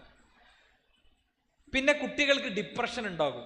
9ാം ക്ലാസ് പഠിക്കുന്ന കുട്ടി ആത്മഹത്യ ചെയ്തു, ഇങ്ങനെയൊക്കെ നമ്മൾ കേൾക്കും. എന്താ കാര്യം? ഡിപ്രഷൻ ഉണ്ട്. എന്താ ഡിപ്രഷൻ? കാണുമ്പോൾ ഒരു പ്രശ്നം ഉണ്ടാവില്ല. എങ്ങനെ ഡിപ്രഷൻ ഉണ്ടാണ്? ഇൻസ്റ്റഗ്രാം വാച്ച് ചെയ്യണേ. നിങ്ങൾക്കൊരു വീഡിയോ, ഞാനൊരു വീഡിയോ യൂട്യൂബിൽ ചെയ്തിട്ടുണ്ട്. ഇൻസ്റ്റഗ്രാമിൻ്റെ മുതലാളി CEO സുക്കർബർഗ്, അദ്ദേഹത്തെ അമേരിക്കയിലെ ഒരു ഏജൻസി ചോദ്യം ചെയ്യാണ്, വളരെ പബ്ലിക് സ്പേസിൽ ചോദ്യം ചെയ്യാണ്. ആ ചോദ്യം ചെയ്യൽ നടക്കുമ്പോൾ ബാക്കിൽ കുറേ അമ്മമാർ അവരുടെ മക്കളുടെ ഫോട്ടോ ഫ്രെയിം ചെയ്ത് അതിങ്ങനെ പൊക്കിപ്പിടിച്ച് നിൽക്കുകയാണ്. എന്താ? ഇൻസ്റ്റഗ്രാം യൂസ് ചെയ്തിട്ട് ആത്മഹത്യ ചെയ്ത കുട്ടികളാണ് ഇവരൊക്കെ, ഞങ്ങളുടെ കുഞ്ഞുങ്ങളെ തിരിച്ചു തരൂ എന്നാണ് അവർ പറഞ്ഞുകൊണ്ടിരുന്നത്. അപ്പോൾ അയാളെ ചോദ്യം ചെയ്യുന്ന വ്യക്തി അദ്ദേഹത്തോട് തിരിഞ്ഞു നോക്കാൻ വേണ്ടി പറഞ്ഞു. തിരിഞ്ഞു നോക്കിയിട്ട് നിങ്ങൾക്ക് എന്താ പറയാനുള്ളതെന്ന് ചോദിച്ചപ്പോൾ അയാൾ ഇങ്ങനെ മാത്രം കാട്ടി, വേറൊന്നും പറഞ്ഞില്ല. എന്നിട്ട് അയാൾ പോയിട്ട് എന്താ ചെയ്തറിയോ? അയാൾ പോയിട്ട് ഒരു സ്റ്റാർ ഇട്ടിട്ട് താഴെ ഒരു ഡയലോഗ് എഴുതി വെച്ചു, ഡിസ്ക്ലൈമർ കൊടുത്തു. എന്താ ഡിസ്ക്ലൈമർ എന്താ? ഇൻസ്റ്റഗ്രാമിൽ വരുന്ന കണ്ടന്റുകളൊന്നും നമ്മൾ പ്രത്യേകിച്ച് ഏജ് അനുസരിച്ച് ഫിൽട്ടർ ചെയ്യണില്ല, അതുകൊണ്ട് കുട്ടികൾ ആരും കാണിക്കരുത്. ഒരു കോടതി അയാളെ ശിക്ഷിക്കൂല. അമേരിക്കയിൽ 5 കോടിക്കും 10 കോടിക്കും 20 കോടിക്കൊക്കെ കേസ് കൊടുത്ത് ഈ പറഞ്ഞ ഇൻസ്റ്റഗ്രാമിനും ഫേസ്ബുക്കിനും ഒക്കെ എതിരിൽ രക്ഷിതാക്കൾ കേസ് എടുത്തുകൊണ്ടിരിക്കുകയാണ്. ഓസ്ട്രേലിയ പൂർണ്ണമായി നിരോധിച്ചു, ഇൻസ്റ്റഗ്രാം പൂർണ്ണമായി നിരോധിച്ചു. അമേരിക്കയിൽ ചില സ്റ്റേറ്റുകളിൽ നിരോധനം വന്നു. നമ്മുടെ നാട്ടിൽ ഈ ആവശ്യം ആദ്യമായി ഉന്നയിച്ചതും ഉയർത്തിയതും മുഖ്യമന്ത്രിയെയും ആഭ്യന്തരമന്ത്രിയെയും ഒക്കെ നേരിട്ട് കണ്ട് നമ്മുടെ ലീഡേഴ്സ് ഈ കഴിഞ്ഞ ദിവസം ഇതിൻ്റെ ഫുൾ സ്റ്റഡി റിപ്പോർട്ട്, ഇതെങ്ങനെ നിരോധിക്കാൻ കഴിയും, ഇതെങ്ങനെ സാധിക്കും, വെറുതെ പ്രസ്താവന നടത്തി പോവല്ല, നമ്മൾ കൊടുത്തിട്ടുണ്ട്. പക്ഷെ നമ്മളെ നാട്ടിൽ ഒരുപാട് കുട്ടികൾ മാനസിക രോഗികളും വിഷാദ രോഗികളും ഒക്കെയായി കെട്ടിത്തൂങ്ങി മരിച്ചതിൻ്റെ ശേഷം മാത്രമേ നമ്മളെ ഭരണകൂടങ്ങളൊക്കെ ഇതിലേക്ക് എത്തുള്ളൂ എന്നുള്ളതാണ്. നമുക്ക് ക്രിയേറ്റീവായിട്ടുള്ള ഒന്നും അറിയില്ല. നമുക്ക് എപ്പോഴും നമ്മളെ മീഡിയകൾക്കും അതറിയില്ല.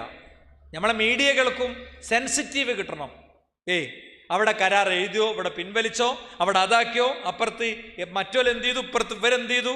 നമ്മുടെ പ്രതിപക്ഷങ്ങൾക്കും ഭരണപക്ഷങ്ങൾക്കും ഒന്നും ഒരു റോൾ ഇതിലില്ല. ജീവിക്കണ നാടിൻ്റെ ഒരു പൾസ് ഇവർക്കാർക്കും അറിയില്ല. മനസ്സിലായില്ലേ? ജീവിക്കണ നാടിൻ്റെ പൾസ് പലപ്പോഴും കുട്ടികൾക്കിടയിൽ ജീവിക്കുന്ന കാര്യങ്ങളും ഇവരെ സംബന്ധിച്ചിടത്തോളം അറിയില്ല.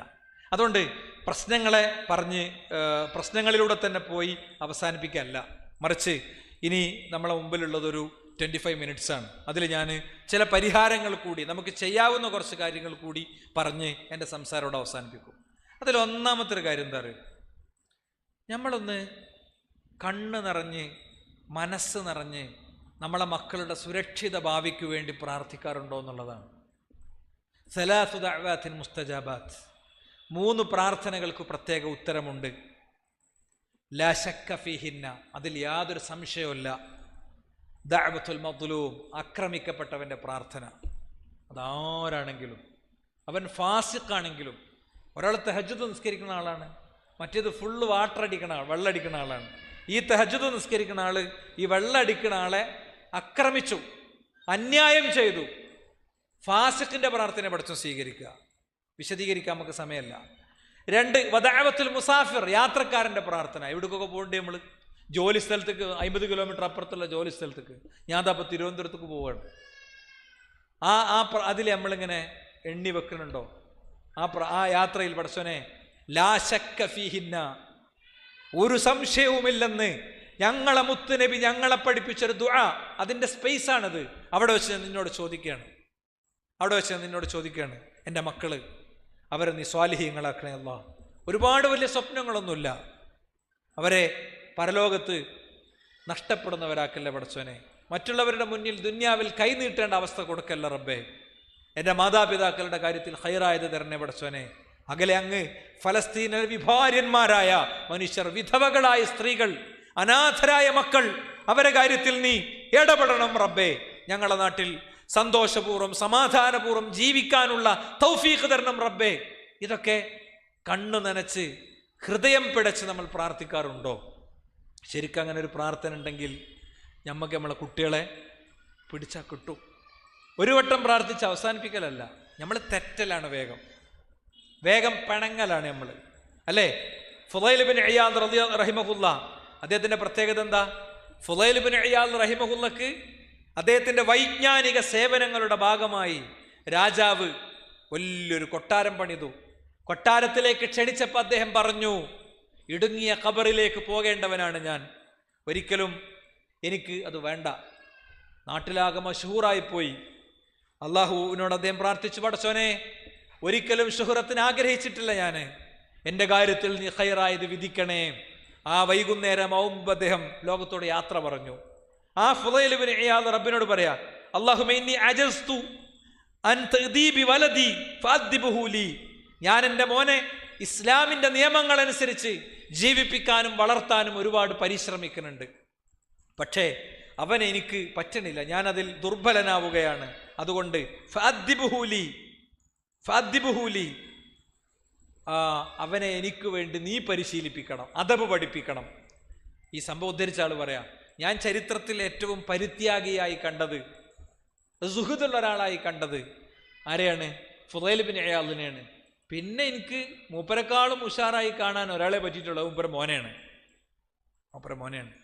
ഞാൻ ഓർക്കുന്നുണ്ട്, ഒരു ഉമ്മ എന്നെ ഒരിക്കൽ വിളിക്കണ്ടായി, ഒരു ഉമ്മ എന്നെ വിളിക്കണ്ടായി. ആ ഉമ്മ ഒരു പക്ഷെ ഞാനിത് പറയണത് പോലും ഇപ്പം അവർക്ക് ഇഷ്ടക്കുറവുണ്ടാവും എന്ന് ഞാൻ വിചാരിക്കണേ. പക്ഷെ അവരാരാണെന്ന് ഒരിക്കലും മനസ്സിലാക്കാത്തൊരു ഫ്രെയിമെന്ന് അതിവിടെ പറയാണ് ഞാൻ കേട്ടോ. വിളിച്ചിട്ട് എന്നോട് ചോദിച്ചു, എൻ്റെ മോന് മരിക്കണം എന്ന് എനിക്ക് പ്രാർത്ഥിക്കാൻ പറ്റുമോ? ഇവൻ ലഹരി ഉപയോഗിച്ചിട്ട് ഇവൻ വീട്ടിലേക്ക് വരുന്നത് ഭയന്നിട്ട് ചെറിയ 2 പെൺകുട്ടികളെ, 8ാം ക്ലാസ്സിലോ ഉള്ളൊരു പെൺകുട്ടി, പിന്നെ ചെറിയൊരു പെൺകുട്ടി, ഇവരെയും കൊണ്ട് ഉമ്മ വാതിൽ കുറ്റിയിട്ടിട്ട് സ്വന്തം മോനെ വന്ന് എന്തെങ്കിലും ചെയ്യുമോ എന്ന് വിചാരിച്ചിട്ട് കഴിയുന്ന അവസ്ഥയാണ്. അള്ളാഹു നമ്മളെ കാത്തുരക്ഷിക്കുമാറാകട്ടെ. അപ്പം അവന് എവിടേക്കോ ഇറങ്ങി പുറപ്പെട്ടു എന്നൊന്നും പറയണില്ല. കാരണം ആ ഉമ്മ എൻ്റെ സ്പീച്ച് കേട്ടാൽ ഓർക്ക് മൗലവി നമ്മളെ കുറിച്ചാണല്ലോ പറയണത് മനസ്സിലാക്കേണ്ടത്. ഏത് കാര്യം പറയുമ്പോൾ ഒന്ന് ടെസ്റ്റ് ചെയ്തിട്ടേ പറയുള്ളൂ. ആണിനെ പെണ്ണാക്കും, പെണ്ണിനെ ആണാക്കും, അങ്ങനെയൊക്കെ പറയുള്ളൂ കേട്ടോ, കാര്യം മനസ്സിലാക്കാൻ വേണ്ടിയിട്ട്. അപ്പോൾ ഏതായാലും എന്താ പറയുക, ഞാൻ അവരോട് പറഞ്ഞു, ഇപ്പം നിങ്ങളെ ഈ മനസ്സിൽ നിങ്ങളോട് പ്രാർത്ഥിച്ചോളി, നിങ്ങളെ കുട്ടിനെ നിങ്ങൾക്ക് നിങ്ങൾ വിചാരിക്കാത്ത കോലത്തിൽ തിരിച്ചു കിട്ടും. ആ കുട്ടിനെ തിരിച്ചു കിട്ടിയെന്ന് മാത്രമല്ല, ഓനെ കണ്ട ഞെട്ടും നിങ്ങൾ. പിന്നെ ഓർക്കുണ്ടതിന് കൺഫ്യൂഷൻ, ഓന് പെണ്ണ് കിട്ടുമെന്നേനു. ഓന് പെണ്ണ് കിട്ടിയെന്ന് മാത്രമല്ല, ഓൻ്റെ ഈ കാര്യമൊന്നും ഒരാൾക്കും അറിയില്ല. അപ്പോൾ അതാണ് ദുആന്റെ ശക്തി, ഒരു വാപ്പാൻ്റെയും ഉമ്മാൻ്റെയും പ്രാർത്ഥനയുടെ ശക്തി. നമ്മളെ നാട്ടിൽ വേഗം പ്രാർത്ഥിക്കാൻ ഉസ്താദിന് പൈസ കൊടുക്കല, അല്ലെങ്കിൽ പ്രാർത്ഥിക്കാൻ വേറെ ആൾക്കാരെ ഏൽപ്പിക്കല, അല്ലേ? നമ്മളെ പ്രാർത്ഥനയ്ക്ക് പടച്ചോൻ തന്നൊരു സ്പേസ് ഉണ്ട്, അത് നമ്മൾ ഉപയോഗിക്കണം, അത് നല്ല രീതിയിൽ ഉപയോഗിക്കണം. അതിന് പടച്ചോനായിട്ട് കണ്ടുമുട്ടണ നേരം നമുക്കുണ്ട് സഹോദരന്മാരെ. പടച്ചോനായിട്ട് മുനാജാത്ത് നടത്തണേ, ആ മുനാജാത്തിൽ എന്തെങ്കിലും ഒരു ആസ്വാദനമുണ്ടോ? നമുക്ക് ഉണ്ടോ? മുനാജാത്തിൽ ആസ്വാദനം ഇല്ലാത്ത എന്തുകൊണ്ടാ? പാപങ്ങൾ വർദ്ധിച്ചാൽ പിന്നെ മുനാജാത്തിന് ആസ്വാദനം ഉണ്ടാവില്ല. പടച്ചോനായിട്ട് നമുക്ക് ഒരിക്കലും സംസാരിക്കാൻ കഴിയില്ല, നമ്മളെ കണ്ണ് നനയില്ല, നമ്മളെ സുജൂദുകൾക്ക് ദൈർഘ്യം ഉണ്ടാകില്ല. അത് നമ്മൾ ശ്രദ്ധിക്കണം. ഇനി മറ്റൊരു കാര്യം എന്താ അറിയോ, ഈ മക്കളുടെ കാര്യത്തിൽ എപ്പോൾ തുടങ്ങണം എന്നുള്ളതൊരു പ്രധാന കാര്യമാണ്. കുട്ടി നല്ല കുട്ടിയാകാൻ പെണ്ണ് കെട്ടണീന് മുമ്പ് തുടങ്ങേണ്ടതാണ്. ഇതെന്തിനാ പറയുന്നത് വെച്ചാൽ നമ്മളെ മക്കൾക്ക് നമ്മൾ പെണ്ണിട്ടിക്കുമ്പോൾ നമ്മളെ അടുത്ത് അബദ്ധം വരരുതേ വിചാരിച്ചിട്ടാണ് അല്ലേ. നമ്മളിനി പുതിയൊരു പെണ്ണിട്ടാൻ വേണ്ടിയിട്ടല്ല. നമ്മളൊരു പുതിയ പെണ്ണൊക്കെ കെട്ടി ഇസ്ലാമിൽ രണ്ടാമത് വിവാഹം ഉണ്ടായാൽ സംശയമൊന്നുമില്ല കേട്ടോ. പക്ഷേ അതൊക്കെ വൃത്തിക്ക് കൊണ്ടെടുക്കാൻ പറ്റാത്തവനായ അയിമ പോകുവൻ്റെ സ്വർഗം. പണ്ട് ഈ മഞ്ചേരി പരിസരത്തുള്ള ഒരാൾ എൻ്റെ അടുത്ത് പറയണ്ടായി, നമ്മളാരും വണ്ടി കയറി മുത്തനബി ആകണ്ടെന്ന്. നമ്മളാരും വണ്ടി കയറി ഭയങ്കര ഇഖ്ലാസ് പറഞ്ഞതാ മൂപ്പര്. അപ്പോൾ സാന്ദർഭികമായിട്ട് പറഞ്ഞു എന്ന് മാത്രം. അപ്പം ഇത് നമ്മളൊരു ഒരു ഒരു ഒരു വ്യക്തിനെ തിരഞ്ഞെടുക്കുമ്പോൾ, മോൾക്കുള്ളതാണെങ്കിലും മോനുള്ളതാണെങ്കിലൊക്കെ തിരഞ്ഞെടുക്കുമ്പോൾ ബാക്ക്ഗ്രൗണ്ടാണ് നോക്കുക കേട്ടോ. ഞാൻ കല്യാണം ആലോചിക്കുന്ന സമയത്തെ എനിക്ക് വളരെ പ്രിയപ്പെട്ട ഒരാൾ, എൻ്റെ കുടുംബത്തിലെ ഒരാൾ വയസ്സായ ആളാണ്, മരിച്ചുപോയി. എങ്ങനെയുണ്ട് ബാക്ക്ഗ്രൗണ്ട് എന്ന് ചോദിച്ചു എന്നോട്.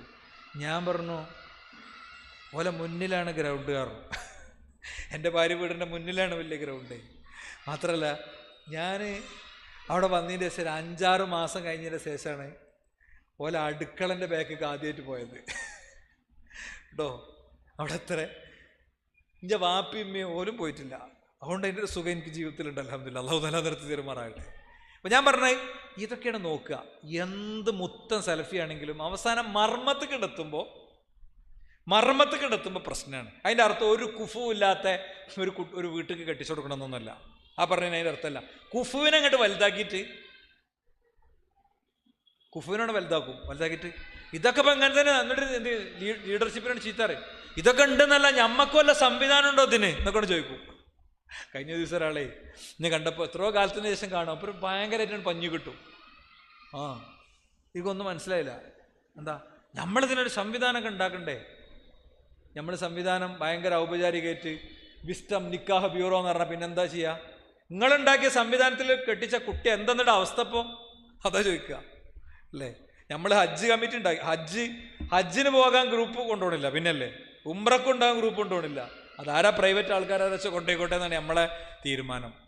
എന്നാൽ എന്തുണ്ട്, സംവിധാനങ്ങളൊക്കെ ഉണ്ട്. ഈ സംവിധാനങ്ങളിലൊക്കെ എന്ത് ചെയ്യും, ഏതെങ്കിലും ഒരു ബ്രോക്കർ കയറും, ആ ബ്രോക്കർ അതൊക്കെ കൊണ്ടുപോയിട്ട് കൊളാക്കും. അങ്ങനെയാണ് ഈ സംവിധാനങ്ങളൊക്കെ ഉണ്ടായാൽ. അപ്പോൾ നമുക്ക് കുട്ടി ഉണ്ടെങ്കിൽ ആദ്യം കല്യാണത്തിന് എന്താ വേണ്ടു, ആ കുട്ടീനെ കല്യാണം കഴിക്കേണ്ടതാണെന്ന് പഠിപ്പിക്കണം. അതിനുള്ള പരിപാടിയൊക്കെ ഉണ്ട്. മഹബ്ബ എന്ന് പറഞ്ഞാൽ അതിനുള്ള പരിപാടിയാണ്. മഹബ്ബ എന്ന് പറഞ്ഞാൽ എനിക്ക് ഒരു അനുഭവം പറഞ്ഞുതരാൻ, ക്ലാസ്സിൽ കയറുന്നതിന് മുമ്പ് കുട്ടിക്കൊള്ളൊന്നൊന്നുമില്ല മഹബ്ബ ക്യാമ്പ്. അപ്പം അതിന് ഫീസ് വേണ്ടി വരും. അപ്പം അടുത്ത ചോദ്യം, ഫീസ് കൊടുത്തിട്ട് എന്താപ്പത്, എത്ര ഇപ്പം ഇത് ഫീസ് വാങ്ങണേ? ഓരോ പരിപാടിയും സംഘാടകർ കൈനീട്ടി തെണ്ടി പിരിച്ചിട്ട് ഉണ്ടാക്കുക.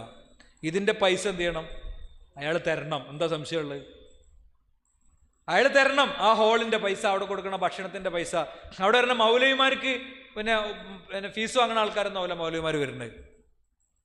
അപ്പം ഞാൻ സാന്ദർഭികമായിട്ട് നിങ്ങളോട് പറഞ്ഞു എന്ന് മാത്രം. അപ്പം ആ നിലക്ക് എന്ത് ചെയ്യണമെന്നറിയോ, എപ്പോൾ തുടങ്ങണം എന്ന് വെച്ചാൽ അത് വിശാലമായിട്ട് പറയണില്ല. കല്യാണം കഴിക്കുമ്പോൾ നല്ല ദീനുള്ളൊരു കുട്ടീനെ നോക്കിയെടുത്താൽ ആ ദീനുള്ള കുട്ടി അതിനനുസരിച്ച് വളർത്തും. പക്ഷെ ഇന്ന് നോക്കുമ്പോൾ ഒരുപാട് വിഷയങ്ങളുണ്ട്. എന്താ നമ്മൾ നോക്കുക, കുട്ടി ജീൻസ് ഇടുന്നുണ്ടോയെന്നായിരിക്കും. അതൊരു പ്രശ്നം തന്നെയാണ്, വലിയ പ്രശ്നമാണ്. പക്ഷെ അതിലേറെ വലിയ പ്രശ്നങ്ങൾ വെച്ചിട്ടാണ് നമ്മൾ ഇതെന്ത് ചെയ്യണത്, വിലയിരുത്തണത്. അപ്പം ശരിക്കും ചോദിക്കണം, വിശദമായി സംസാരിക്കണം, എല്ലാ കാര്യവും അന്വേഷിക്കണം, ഒക്കെ വേണം. നമ്മളെ പോലെ രണ്ടാൾ ഇരുത്തിയിട്ട് നമ്മളെ നടുക്കിരിക്കണമെങ്കിൽ നമ്മളിരിക്കണം, രണ്ടാൾക്കും കാര്യങ്ങളൊക്കെ പറഞ്ഞു കൊടുക്കണം. ഇപ്പം ഞാൻ എൻ്റെ ഇളച്ചിക്ക് വേണ്ടി കല്യാണം അന്വേഷിക്കുന്നുണ്ട്. അങ്ങനെ ഒരു ക്ലോസിങ്ങിലേക്ക് എത്തണം. അല്ലാഹു ഖൈറാക്കി തരുമാറാകട്ടെ. അപ്പോൾ ഞാൻ വിളിച്ചപ്പോൾ തന്നെ അവരോട് പറഞ്ഞാൽ എന്താ പറയുക, എപ്പോൾ വേണമെങ്കിലും നമുക്ക് പിരിയാം, ഒരു പ്രശ്നമില്ല. എപ്പോൾ വേണമെങ്കിലും നിക്കാഹ് നടക്കണീൻ്റെ മുമ്പ് എപ്പോൾ വേണമെങ്കിലും പിരിയാം, ഒരു പ്രശ്നമില്ല. ഞാൻ എന്ന് പോയി അവിടെ, ഞാൻ പറഞ്ഞു അങ്ങനെ ഇനി വേണമെങ്കിലും നമുക്ക് പിരിയാൻ പ്രശ്നമില്ല. ആ പയ്യനോടും ഞാൻ പറഞ്ഞു, അവളോടും ചോദിച്ചു, ഇപ്പോഴും എനിക്ക് വേണ്ടാന്ന് തോന്നുന്നുണ്ടെങ്കിൽ എന്ത് ചെയ്യാം, നമുക്ക് ഒഴിവാക്കാം, ഒരു പ്രശ്നമില്ല. സഹോദരന്മാരെ, അന്വേഷണത്തിൻ്റെ രീതിൻ്റെ കാലമൊക്കെ കഴിയും. വേറെ വിഷയമാണ്, കല്യാണമോ അന്വേഷണമോ ഒക്കെ വേറെ തന്നെ പറയണമെന്ന്, ശരിക്കൊന്ന് പറയണം ഇൻഷാ അല്ലാഹ്, വിശദമായി പറയണം. സീരീസൊക്കെ പണ്ട് കഴിഞ്ഞു പോയതുണ്ട്, അല്ല ഒക്കെ വേറെ ഒരു തലക്കെന്ന് രണ്ടാമത് പറയേണ്ട പുതിയ ഫ്രെയിമിലേക്ക് നമ്മളും നമ്മുടെ സമൂഹമൊക്കെ എത്തിയിട്ടുണ്ട്. ഇനി മൂന്നാമത്തെ കാര്യം എന്താ അറിയോ, നമ്മുടെ നിലപാട് പ്രധാനമാണ്. കുട്ടിനെ വളർത്തുന്നിടത്ത് നമ്മുടെ നിലപാട് വളരെ പ്രധാനമാണ്. ആ നിലപാടിൽ നമുക്ക് വളഞ്ഞാൽ കുട്ടിക്കും വളയും. പോയിന്റ് ഞാൻ ഒന്നുകൂടി പറയാം. എന്താണ്? അവസാന കാലത്തെക്കുറിച്ച് റസൂലുള്ളാഹി സ്വല്ലല്ലാഹി അലൈഹി വസല്ലം പറഞ്ഞൊരു പ്രയോഗമുണ്ട്. സൗഫ യഅതി അലാ ഉമ്മത്തി സമാനുൻ, എൻ്റെ ഉമ്മത്തിനൊരു കാലം വരും, അൽ മുഹാഫിദു ഫീഹി അലാ ദീനിഹി, ദീനിനെ സൂക്ഷിക്കുന്നവന്റെ അവസ്ഥ കൽ ഖാബിൽ അലൽ ജമർ, എന്താ, തീക്കട്ട പിടിക്കണവനെ പോലെ ആയിരിക്കും. പെങ്ങളുള്ളൊരു സ്പേസിൽ നിങ്ങളായി നിലനിൽക്കണമെങ്കിൽ ഭയങ്കര പണിയായിരിക്കും. ആരിഫ് ഹുസൈൻ എന്ന് പറഞ്ഞൊരു ചങ്ങാതി ഉണ്ട് ലണ്ടനിൽ, സ്പീക്കേഴ്സ് കോർണറിൽ നിന്ന് മണ്ടി എങ്ങായി. അങ്ങനെയാണ് എല്ലാവരും പറയേണ്ടത്. നമ്മളെല്ലാവരും പരിചയപ്പെടുത്തുമ്പോൾ അങ്ങനെ പരിചയപ്പെടുത്തേണ്ടത് കേട്ടോ, ഒരു സംശയമല്ല, അങ്ങനെ പരിചയപ്പെടുത്തേണ്ടത്. ഈ ഭാഗം മാത്രം മുറിച്ചിട്ട് തന്നെ പബ്ലിഷ് ചെയ്തോളുണ്ട്. അല്ലെങ്കിൽ ഇനി ഓനെ ആഘോഷിക്കാനൊരു ഇടം കിട്ടണ്ട വിചാരിച്ചിട്ടാണ്. ഓനെ ആഘോഷിക്കുകയാണെങ്കിൽ ആഘോഷിച്ചോട്ടെ, അതിലൊരു ചെമ്പില്ല കേട്ടോ. ഓനോടൊക്കെ അങ്ങനെ പറയാൻ കഴിയുള്ളൂ.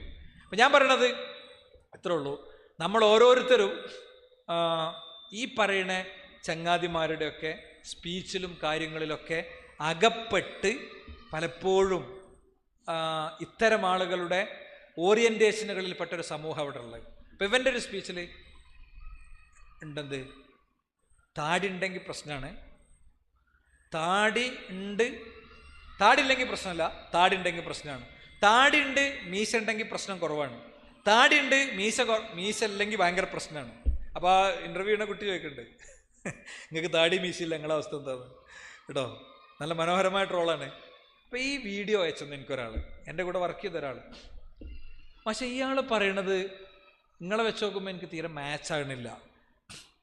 ഞാനിത് കണ്ടോണ്ട് തന്നെ നിങ്ങളെ സ്പീച്ചൊക്കെ ഒന്ന് കേൾക്കാൻ നോക്കി, എന്താ നിങ്ങൾ പറയണമെന്ന് കേൾക്കാൻ നോക്കി. അപ്പം നിങ്ങൾ ആലോചിച്ച് നോക്കി, നമ്മളെ കൂടെ 3-4 കൊല്ലം വർക്ക് ചെയ്ത ഒരാൾക്ക് ഇത് കേൾക്കുമ്പോൾ എന്നാലും ഒരു സംശയം ബാക്കി. അപ്പം നമ്മളെന്താ ചെയ്യുക? എന്നാൽ പിന്നെ കോലൊക്കെ ഒന്ന് മാറ്റുക എന്ന് തീരുമാനിക്കും. അപ്പം നമ്മളെ നാട്ട വളഞ്ഞു. നമ്മളെ കുട്ടിക്ക് ഡ്രസ്സ് എടുത്ത് കൊടുക്കുകയാണ്. ഡ്രസ്സ് എടുത്ത് കൊടുക്കുമ്പോൾ നമ്മളെ നല്ല ജീൻസും ടീഷർട്ടും അല്ലേ. ഇപ്പം എൻ്റെ മോള്, ചെറിയ കുട്ടി, 3 വയസ്സായ കുട്ടി, നമ്മളൊരു പ്രവർത്തകൻ്റെ, എൻ്റെ അടുത്ത സുഹൃത്ത് മാബൂബിൻ്റെ ഭാര്യ, നമ്മളെ ഗേൾസ് വിങ്ങിൻ്റെ സ്റ്റേറ്റ് ഭാരവാഹിയാണ്. അവളോട് ചോദിച്ചു, നിങ്ങൾ എനിക്ക് ടീഷർട്ട് എടുത്ത് തരുമോ? ജപ്പിച്ച് എനിക്ക് ടീഷർട്ട് എടുത്ത് തരില്ല. 3 വയസ്സാണ്. അപ്പോൾ ഇവളൊരു 3-4 ടീഷർട്ട് കൊണ്ടുവന്ന് കൊടുത്തു. ഒരു 3-4 ടീഷർട്ട് നമ്മളോടൊന്നും പറയാതെ ഭയങ്കര സർപ്രൈസിങ് ആയിട്ട്. ഒവ്വക്ക് ഈ ടീഷർട്ട് ഭയങ്കര ഇഷ്ടമാണ് ചെറിയ കുട്ടിക്ക് കേട്ടോ. അപ്പം നമ്മളെന്താ ചെയ്യുക? ആർക്കെങ്കിലൊന്ന് പറയാൻ പറ്റുമോ? എന്താ ചെയ്യുക? ഒന്നുമില്ല, ടീഷർട്ടിലിപ്പോൾ പുരുഷ വസ്ത്രമായിട്ട് അതിന് ഭയങ്കര സംഭവമൊന്നുമില്ല. പക്ഷേ ഞാനും വൈഫും അതിങ്ങനെ മനസ്സിൽ എടുത്തു. നമ്മളിങ്ങനെ അവളെ ഉടുപ്പിട്ടാ പറയും, എന്താ ഭംഗി, സൂപ്പറാണല്ലോ, എന്ത് രസമുണ്ട്. മറ്റേതിട്ടാ പറയും, രസമല്ല കേട്ടോ, കാണാൻ തീരെ രസമല്ല. ഇവിടെ ട്രീറ്റ് ചെയ്തിട്ടില്ലെങ്കിൽ പ്രശ്നമാണ്. നാളെ വലുതായാലും ഒക്കെ ടീഷർട്ട് വേണ്ടി വരും, ജീൻസ് വേണ്ടി വരും. അപ്പം നമുക്ക് തോന്നും അതിനിപ്പോൾ എന്താ, ചെറിയ കുട്ടികളല്ലേ. ഇവിടെയാണ് വെക്കണം, ഇവിടെയാണ് നാട്ടം വളയണത്. അള്ളാഹുവിന്റെ റസൂൽ എന്താ പറഞ്ഞേ? മുത്തറജ്ജിലിനെ കുറിച്ച് അള്ളാഹു ശപിച്ചിരിക്കുന്നു എന്നാണ്. അള്ളാഹു ശപിച്ചിരിക്കുന്നു എന്നാണ്. അള്ളാഹു ശപിച്ച ഒരു വസ്ത്രമാണ് നമ്മുടെ കുട്ടിക്ക് നമ്മൾ കൊടുക്കണത്. അവളുടെ ഫ്രണ്ട്സൊക്കെ അത് ഇടണത്, അപ്പം നമ്മളും അത് ഇടാനുള്ള പെർമിഷൻ കൊടുക്കുക. അതൊക്കെ ഇട്ടാലും എന്താ വെച്ചാൽ അവൾ ശരിക്കും മറക്കും. അങ്ങനെയൊക്കെയാണ് നമ്മൾ എത്തണ ആശ്വാസം. ഇതിനെന്തൊന്നും ആശ്വാസമല്ല. അത് യുദ്ധം ചെയ്തല്ല തിരുത്തേണ്ടത്. അത് ഞാൻ പറയാം. ഇട്ട വസ്ത്രം വലിച്ചൊക്കെ കീറി ആ ജീൻസൊക്കെ കൊണ്ടുപോയി കത്തിച്ച്, കുടുംബം എന്താ വെച്ചാൽ പരന്ന കുടുംബമാകുമ്പോൾ പലരും പല കോലത്തിലൊക്കെ വസ്ത്രമൊക്കെ എടുത്തു കൊടുക്കും. ഒരാളെ വസ്ത്രം വേറെ ആൾക്ക് കൊടുക്കുന്ന രീതിയൊക്കെ ഉണ്ടാവും. അങ്ങനെ നല്ല നല്ല രീതിയാണത്. ഞാൻ പീസ്റോഡിലൊരു ഓഡിയോ ചെയ്തിരുന്നു. നിങ്ങളുടെ വീട്ടിലെ വസ്ത്രങ്ങൾ നിങ്ങൾ മൂത്തതിന് ഇളയതിന് ഇങ്ങനെ കൊടുത്തൊന്ന് ശീലിച്ചു നോക്കൂ. നമ്മളങ്ങനെ വീട്ടിൽ അങ്ങനെ സിസ്റ്റം ഉണ്ട്. അപ്പോൾ വളരെ ഉയർന്നൊരു ഫാമിലിയിൽ, മൊത്തം ലോകത്ത് തന്നെ ഏറ്റവും വലിയ സൂപ്പർ മാർക്കറ്റ് ശൃംഖലയൊക്കെ ഉള്ളൊരു ഫാമിലിയിലെ ഒരു സ്ത്രീ, അവരെനിക്കൊരു മെസ്സേജ് അയച്ചു. ഉസ്താദ് പറഞ്ഞ അനുസരിച്ച് ഞാൻ എൻ്റെ കുട്ടികളെ ഡ്രസ്സൊക്കെ എണ്ണി നോക്കി. ഉസ്താദ് എണ്ണൊന്നും ഇപ്പോൾ ഇങ്ങോട്ട് പറയാൻ പറ്റൂല, എത്രങ്ങാനും ഡ്രസ്സാണ്. ഇതിപ്പോൾ ഞങ്ങൾ എങ്ങനെ കൊടുത്താലും, പരസ്പരം കൊടുത്താലും ഇതൊരു പ്രശ്നമാണ് ശരിക്കും. ഇതിങ്ങനെ ഡംപ് ചെയ്തിട്ടിരിക്കുകയാണ് ഇവിടെ. ഇതൊക്കെ സെർവൻ്റ് എന്നോട് ഇതൊക്കെ ഒന്ന് എണ്ണിയൊക്കെ പറഞ്ഞപ്പോഴാണ്. ഇങ്ങനെയൊക്കെ നമ്മളെ പേരിലുണ്ടാവും അല്ലേ, നമ്മളെ പേരിലുണ്ടാവും. അപ്പോൾ എന്തിനാണെന്ന് പറയാം, മൂത്ത കുട്ടിൻ്റെത് ഇളയ കുട്ടിക്ക് കൊടുക്കണം എന്നുള്ളത്. അപ്പോൾ ഡ്രസ്സുമൊക്കെ ഒരു ശ്രദ്ധ ഉണ്ടാവും. നമ്മൾ കറയാക്കരുത്, ചളിയാക്കരുത് എന്നൊക്കെ പറയുമ്പോൾ കുട്ടികൾക്ക് ഒരു ശ്രദ്ധ വരും. അപ്പം ഞാൻ പറഞ്ഞത്, നമ്മൾ നാട്ടവളയുന്നൊരു ഒരു സാഹചര്യം ഉണ്ടാകരുത്. കഴിഞ്ഞ ദിവസം നമ്മുടെ നമുക്കറിയുന്നൊരു സ്കൂളിൽ ഒരു കുട്ടി മറ്റേ കുട്ടീൻ്റെ പ്രസവം എടുക്കണത് LKG ഇങ്ങനെ കിടത്തിയിട്ട് പ്രസവം എടുക്കുകയാണ്. അപ്പോൾ ഈ ടീച്ചേഴ്സിനാകെ ബേജാറായി. നമ്മൾ മീറ്റിങ്ങൊക്കെ വിളിച്ച് ക്ലാസ്സൊക്കെ എടുത്ത്, എന്താ കാര്യം, നമ്മൾ കാണുന്നത് എന്തോ ഒന്ന് നാട്ടവളയുന്നുണ്ട്. അല്ലെങ്കിൽ ഈ LKG കുട്ടിക്ക് എങ്ങനെ ഇത് കിട്ടുക? LKG കുട്ടിക്ക് എങ്ങനെ ഇത് കിട്ടുക? ഞാൻ സാധാരണ എൻ്റെ സ്പീച്ച് പറയലുണ്ട്, ഭയങ്കര സെൽഫിയത്തൊക്കെ ഉള്ള ഒരാൾ, നമുക്കൊന്നും സെൽഫിയത്ത് ഇല്ല, 100% ഇല്ല എന്ന് വിശ്വസിക്കുന്ന ഒരാൾ എനിക്ക് ഇടയ്ക്കിടയ്ക്ക് ഇങ്ങനെ ഭയങ്കര മെസ്സേജൊക്കെ അയക്കും, ഉപദേശവും സന്ദേശമൊക്കെ അയക്കും. സാധാരണ വേറെയുള്ള ആൾക്കാരെ കുറിച്ചാണ് സ്ഥിരം ഉണ്ടാകല്. ഇപ്രാവശ്യം എനിക്ക് തന്നെയാണ്. മൂപ്പർ എന്നോട് പറഞ്ഞു, യൂട്യൂബിൽ നിങ്ങളെ വീഡിയോസിൻ്റെ ഒക്കെ കൂടെ വളരെ മോശമായിട്ടുള്ള ആഡുകളാണ് വരുന്നത്, നിങ്ങളിതൊക്കെ ഒന്ന് ശ്രദ്ധിക്കണം, ഇതൊക്കെ ഒന്ന് ശ്രദ്ധിക്കണം. നമ്മളിങ്ങനെ പൈസ ഉണ്ടാക്കിയാൽ ഇത് എവിടേക്ക് എത്തുക? നിങ്ങളൊരു ഗവൺമെൻറ് ഉദ്യോഗസ്ഥനല്ലേ, ഭയങ്കര സംഭവമായിട്ടാണ് പറയുന്നത്. അപ്പം ഞാൻ മൂപ്പരോട് പറഞ്ഞു, ഞാൻ എൻ്റെ ഫേസ്ബുക്കിൻ്റെ ഇത് സ്ക്രീൻഷോട്ട് എടുത്ത് കാണിച്ചു കൊടുത്തു. പൈസ കിട്ടുന്ന സാധനം ഡീആക്ടിവേറ്റ് ചെയ്ത് കിടക്കണേ, നിങ്ങൾക്ക് അങ്ങനെ ഒരു ഊഹ ആവശ്യമില്ല. ആ പൈസ അത് സംബന്ധിച്ചുള്ള എൻ്റെ കാഴ്ചപ്പാടിനതാണെന്ന് ഞാൻ പറഞ്ഞു. 2, എൻ്റെ വീഡിയോസ് നിങ്ങൾ കാണുമ്പോൾ നിങ്ങളുടെ വൈഫിൻ്റെ ഫോണിലും നിങ്ങളുടെ അമ്മാൻ്റെ ഫോണിലും ഇങ്ങനെ എണ്ണി പറഞ്ഞിട്ട് അവരുടെയൊക്കെ ഫോണിൽ ഇതേ വീഡിയോ കാണുന്നുണ്ടോ എന്ന് നിങ്ങളൊന്ന് നോക്കണം. നിങ്ങൾ കാണുന്ന അതേ വീഡിയോ കാണണമെന്ന് നോക്കണം. അങ്ങനെയാണെങ്കിൽ ഇത് ഞാൻ തന്നെ അപ്ലോഡ് ചെയ്തതായിരിക്കും. സംഭവം നിങ്ങളെ കാഴ്ചക്കനുസരിച്ച് യൂട്യൂബ് തരുന്ന അൽഗോരിതമാണിത്. അത് വളരെ മോശം വീഡിയോസാണ്. അപ്പോൾ മൂപ്പര് എനിക്ക് മെസ്സേജ് അയച്ചാൽ ഞാൻ ChatGPT ചോദിച്ചു. അപ്പോൾ നിങ്ങൾ പറഞ്ഞതാണ് ശരി. അപ്പോൾ അശ്ലീല വീഡിയോ കാണുന്നതിൻ്റെ 10 കുഴപ്പങ്ങൾ എന്നിട്ട് എൻ്റെ ഒരു ഖുതുബുണ്ട്. ആ ഖുതുബ ഞാൻ മൂപ്പർക്ക് അയച്ചു കൊടുത്തു. ഞാൻ പറഞ്ഞത് എന്താ അറിയോ, നമ്മൾ ഈ വേണ്ടാത്തത് കാണുന്ന അതേ യൂട്യൂബ് ആ കുട്ടിക്ക് കിട്ടുക, അതാ നാട്ടവാളയാന്ന് ഞാൻ പറഞ്ഞത്. നമ്മളെ കഴിച്ച് സ്ട്രൈറ്റ് ആക്കിയിട്ടില്ലെങ്കിൽ ഈ ഫോൺ കുട്ടി യൂസ് ചെയ്യുമ്പോൾ അവിടേക്ക് കാര്യങ്ങൾ എത്തുന്ന സാഹചര്യങ്ങൾ ഉണ്ടാകും. ഇനി 4-മത്തെ കാര്യം എന്താ അറിയോ, 4-മത്തെ കാര്യം, കുട്ടി എന്ന അവസ്ഥ നമ്മൾ മാനിക്കണം. എല്ലാ കുട്ടികൾക്കും ഒരേ ഇതാകരുത്. ഒരു തളപ്പുമേ എല്ലാ മരവും കയറാൻ പറ്റില്ല. നമ്മളെടുത്ത് ഗർഭത്തിലൊരു കുട്ടി ഉണ്ടെങ്കിൽ ആ കുട്ടിക്കൊരു മൊഡ്യൂളുണ്ട്. ആ കുട്ടി 1, 2, 3 വയസ്സുള്ള കുട്ടിയാണെങ്കിൽ ആ കുട്ടിക്ക് വേറൊരു രീതിയാണ്. അതാ ഞാൻ ചോദിച്ചത്, ഒരു കാറ്റഗറി ചോദിച്ചല്ലേ. ഓരോ കുട്ടിയോടും ഓരോ രീതിയിലാണ് പെരുമാറേണ്ടത്. നോക്കൂ നിങ്ങൾ, റസൂലുള്ളാഹി സ്വല്ലല്ലാഹു അലൈഹി വസല്ലം തങ്ങൾ പറയാണ്, ഇന്നീല അഖൂമു ഇല സ്വലാ, ഞാൻ നിസ്കാരത്തിലേക്ക് എഴുന്നേൽക്കും. ഫഅന ഉരീദു അൻ ഉതവ്വില ഫീഹ, നീട്ടി നിസ്കരിക്കാൻ ഞാൻ ആഗ്രഹിക്കും. ഫഅസ്മഉ ബുകാ അസ്സബിയ്യി, അപ്പോൾ കുട്ടിയുടെ കരച്ചിൽ ഞാൻ കേൾക്കും. ഫഅതജവ്വസു ഫീ സ്വലാത്തി, അപ്പോൾ ഞാൻ നിസ്കാരം ചുരുക്കും. കറാഹിയത അൻ അശുഖ അല ഉമ്മിഹി, അവൻ്റെ ഉമ്മാക്ക് ബുദ്ധിമുട്ടുണ്ടാക്കണ്ടെന്ന് വിചാരിച്ചിട്ട്. കുട്ടികളാരും പള്ളിയിൽ വരണ്ട നല്ല തീരുമാനിച്ച്. കുട്ടികൾ പള്ളിയിൽ വന്ന് റമദാനിലൊക്കെ വലിയ ബഹളവും കലഹവും ഒക്കെ ഉണ്ടാക്കുന്നത് പ്രശ്നം തന്നെയാണ്, അതിൽ സംശയമൊന്നുമില്ല. അപ്പം അതിനൊക്കെ ചില രീതികൾ നമുക്ക് ഉണ്ടാകണം. അതിനൊക്കെ ചില കുട്ടികളെ, പള്ളിക്കൊക്കെ വരുന്ന കുട്ടികളെ ഇന്ന് വളരെ കുറച്ച്, ഇപ്പോൾ 1000 കുട്ടികളുള്ളൊരു സ്കൂളിൽ നിന്ന് 50 കുട്ടികൾ പോലും പള്ളിക്ക് കയറണില്ല. ആ കുട്ടി വരുമ്പോൾ അവിടെ ഒരു കാരണവലുണ്ടാവും, മൂപ്പര് അങ്ങോട്ട് കിടാ ഇങ്ങോട്ട് കിടാ. എന്താ സഹോദരന്മാർ ഇതിൻ്റെ അവസ്ഥ? കുട്ടികളാകുമ്പോൾ അവരുടേതായ കുറച്ച് പ്രശ്നമൊക്കെ ഉണ്ടാവും. നമ്മളെ പള്ളികളിലൊക്കെ ഈ കോൺഫ്ലിക്റ്റ് ഉണ്ടാവും അല്ലേ? ഈ കോൺഫ്ലിക്റ്റ്, കുറച്ചാൾക്ക് കുട്ടീനെ കൊണ്ടുവരണം, കുറച്ചാൾക്ക് കുട്ടീനെ കൊണ്ടുവരണ്ട. ഇതിൻ്റെ രണ്ടിൻ്റെ ഇടയിലാണ് ഇതിൻ്റെ സ്റ്റാൻഡ്. നമ്മളെ ഈ പള്ളിക്കൊക്കെ, നമ്മൾ കഷ്ടപ്പെട്ട് പിരിച്ചുണ്ടാക്കിയ പള്ളിയൊക്കെ അടുത്ത തലമുറയിൽ ഏറ്റെടുക്കേണ്ടവരാണ് ഈ കുട്ടികൾ. ഏതോ ഒരു നാട്ടിലൊരു പള്ളിയിൽ എഴുതി വെച്ചൊരു വാചകം സോഷ്യൽ മീഡിയയിൽ കണ്ടിരുന്നു, നിങ്ങളുടെ സൊഫിൻ്റെ പിന്നിൽ നിന്ന് കുട്ടികളുടെ ചെറിയ ശബ്ദവും വർത്താനമൊക്കെ കേൾക്കണില്ലെങ്കിൽ അടുത്ത തലമുറകൾ ഭയന്നോളിയെന്ന്. എന്നാൽ ചിലപ്പോൾ യൂറോപ്പിലൊക്കെ ട്രെൻഡായി വന്ന പോലെ കുട്ടികൾക്ക് പള്ളിൻ്റെ ഉള്ളിൽ തന്നെ ട്രാക്ക് ഇട്ട് കൊടുക്കുക, കളിക്കാൻ സംവിധാനം ഉണ്ടാക്കി കൊടുക്കുക, അതൊന്നുമില്ല. ഞങ്ങളെ പള്ളിയിൽ ചെയ്യുന്ന കാര്യം ഞാൻ പറഞ്ഞുതരാം. പൊതുവേ നമ്മൾ എന്ത് ചെയ്യും, 1-മത്തെ നോമ്പിന് തന്നെ പറയും, ഇവിടെ കുറേ കുട്ടികളുണ്ട്, പേരൊക്കെ ഒന്ന് പറയും, ഇങ്ങനെ ഉഷാറാക്കി പറയും. ഇവരൊക്കെ എന്ന് പറഞ്ഞാൽ നിങ്ങൾക്ക് അറിയോ, ഇവരൊക്കെ ഭയങ്കര നല്ല കുട്ടികളാണ്. ഇപ്പോൾ രക്ഷിതാക്കളൊക്കെ ഇങ്ങനെ ഇരുന്ന് ചിരിച്ചു, ഓരൊക്കെ ഇങ്ങനെ സീരിയസ് ആയിട്ട് ഇങ്ങനെ കേൾക്കും. ഇവരെ പറ്റി എനിക്കറിയാം, ഇവർ പള്ളിയിൽ വന്നാൽ പിന്നെ ഭയങ്കര അച്ചടക്ക. മാത്രമല്ല, ഏറ്റവും അച്ചടക്കമുള്ള കുട്ടികൾക്ക് റമദാൻ 29 അന്ന് നമ്മളെ വക ഗിഫ്റ്റ് ഉണ്ടാവും. കാണുമ്പോൾ നമ്മളിങ്ങനെ പറയും ഗിഫ്റ്റ് ഉണ്ട്, എനിക്ക് 2 പോയിന്റ് കുറവാണ്. പിന്നെ നമ്മൾ പറയും നമ്മൾ നോക്കിക്കോളും, നിങ്ങളാരും നോക്കണ്ടറിയും. ഏതെങ്കിലും 2 ആളത് ഏൽപ്പിക്കും. മറ്റേ കാണുന്നോല് ചീത്ത അറിയും. മനസ്സിലായില്ലേ? കാണുന്നോല് ചീത്ത അറിയും. ചെറിയ കുട്ടികളില്ലാത്ത സ്ത്രീകൾക്ക് കുട്ടീൻ്റെ കരച്ചിലേക്കുമ്പോഴത്തേന് ആകെ ബാക്കൊക്കെ കാണും, നോക്കി ആകെ സീനാക്കി. ഈ പെൺകുട്ടി ഏതോ ഒരു ഖുറാഫി കുടുംബത്തിൽ നിന്ന് വന്നിട്ട് മറ്റേ ചങ്ങായി വലിച്ചുണ്ടെന്നേ കാരണം അതോട് ഞാനല്ല ഞങ്ങളെ പള്ളിക്ക് കയറി. അപ്പോൾ ആ സ്ത്രീനോട് പറയേണ്ടെന്താ, കുട്ടി കരഞ്ഞാൽ നിങ്ങൾക്ക് എന്ത് ചെയ്യുക, നിസ്കാരത്തിൽ നിന്ന് കൈ അഴിച്ചിട്ടിട്ട് പോയിട്ട് കുട്ടീനെ നമുക്ക് റിലാക്സ് ചെയ്യിക്കുക. വന്നിട്ട് ഒരു റക്കാത്ത് നിസ്കരിച്ചിട്ടില്ലെങ്കിലും ഒരു ബുദ്ധിമുട്ടുമില്ല, നിങ്ങൾക്കുള്ള കൂലി പടച്ചോൻ തരും. ക്ലാസ് കേട്ട് പോയിക്കോളി നിങ്ങൾ. ഞാൻ പറഞ്ഞ ഇതിൻ്റെ രണ്ടിൻ്റെ അടിയിലുള്ളൊരു കൃത്യമായ സ്റ്റാൻഡ് ഇതിൽ ആവശ്യമാണ്. പള്ളിയുടെ കാര്യം സാന്ദർഭികമായിട്ട് പറഞ്ഞു എന്ന് മാത്രം. റസൂലുള്ളാഹി സ്വല്ലല്ലാഹു അലൈഹി വസല്ലം തങ്ങളുടെ വീട്ടിലെ അനുഭവം നോക്ക് നിങ്ങൾ. പ്രവാചകൻ സ്വല്ലല്ലാഹു അലൈഹി വസല്ലം മിമ്പറിലാകുമ്പോൾ കുട്ടികളിങ്ങനെ വരിക. ആയിരങ്ങളുള്ള പള്ളിയിൽ നിന്ന് പ്രവാചകൻ മിമ്പർമ ഇറങ്ങിയിട്ട് കുട്ടീനെടുത്തു. എന്നിട്ട് മിമ്പർമ കയറി നിസ്കരിക്കണീൻ്റെ അടിയിൽ നബി കുട്ടീനെടുത്തു. ഇതൊക്കെ എന്തിനാ കാണിച്ചെന്ന്? ഇങ്ങനത്തെ ഘട്ടങ്ങളെ മാനേജ് ചെയ്യാൻ പഠിപ്പിക്കുകയാണ് നമ്മൾ വേഗം കുട്ടികളെ എന്താ പറയുക, പിണ്ടം വെച്ച് പുറത്താക്കലല്ല. ബഹളം ഉണ്ടാക്കണ ഭയങ്കര കാര്യമാണ് ഒരു കുട്ടി. ആ കുട്ടി വീട്ടിലിരുന്നോട്ടെ, ആ കുട്ടീൻ്റെ അമ്മ ഇരുന്നോട്ടെ.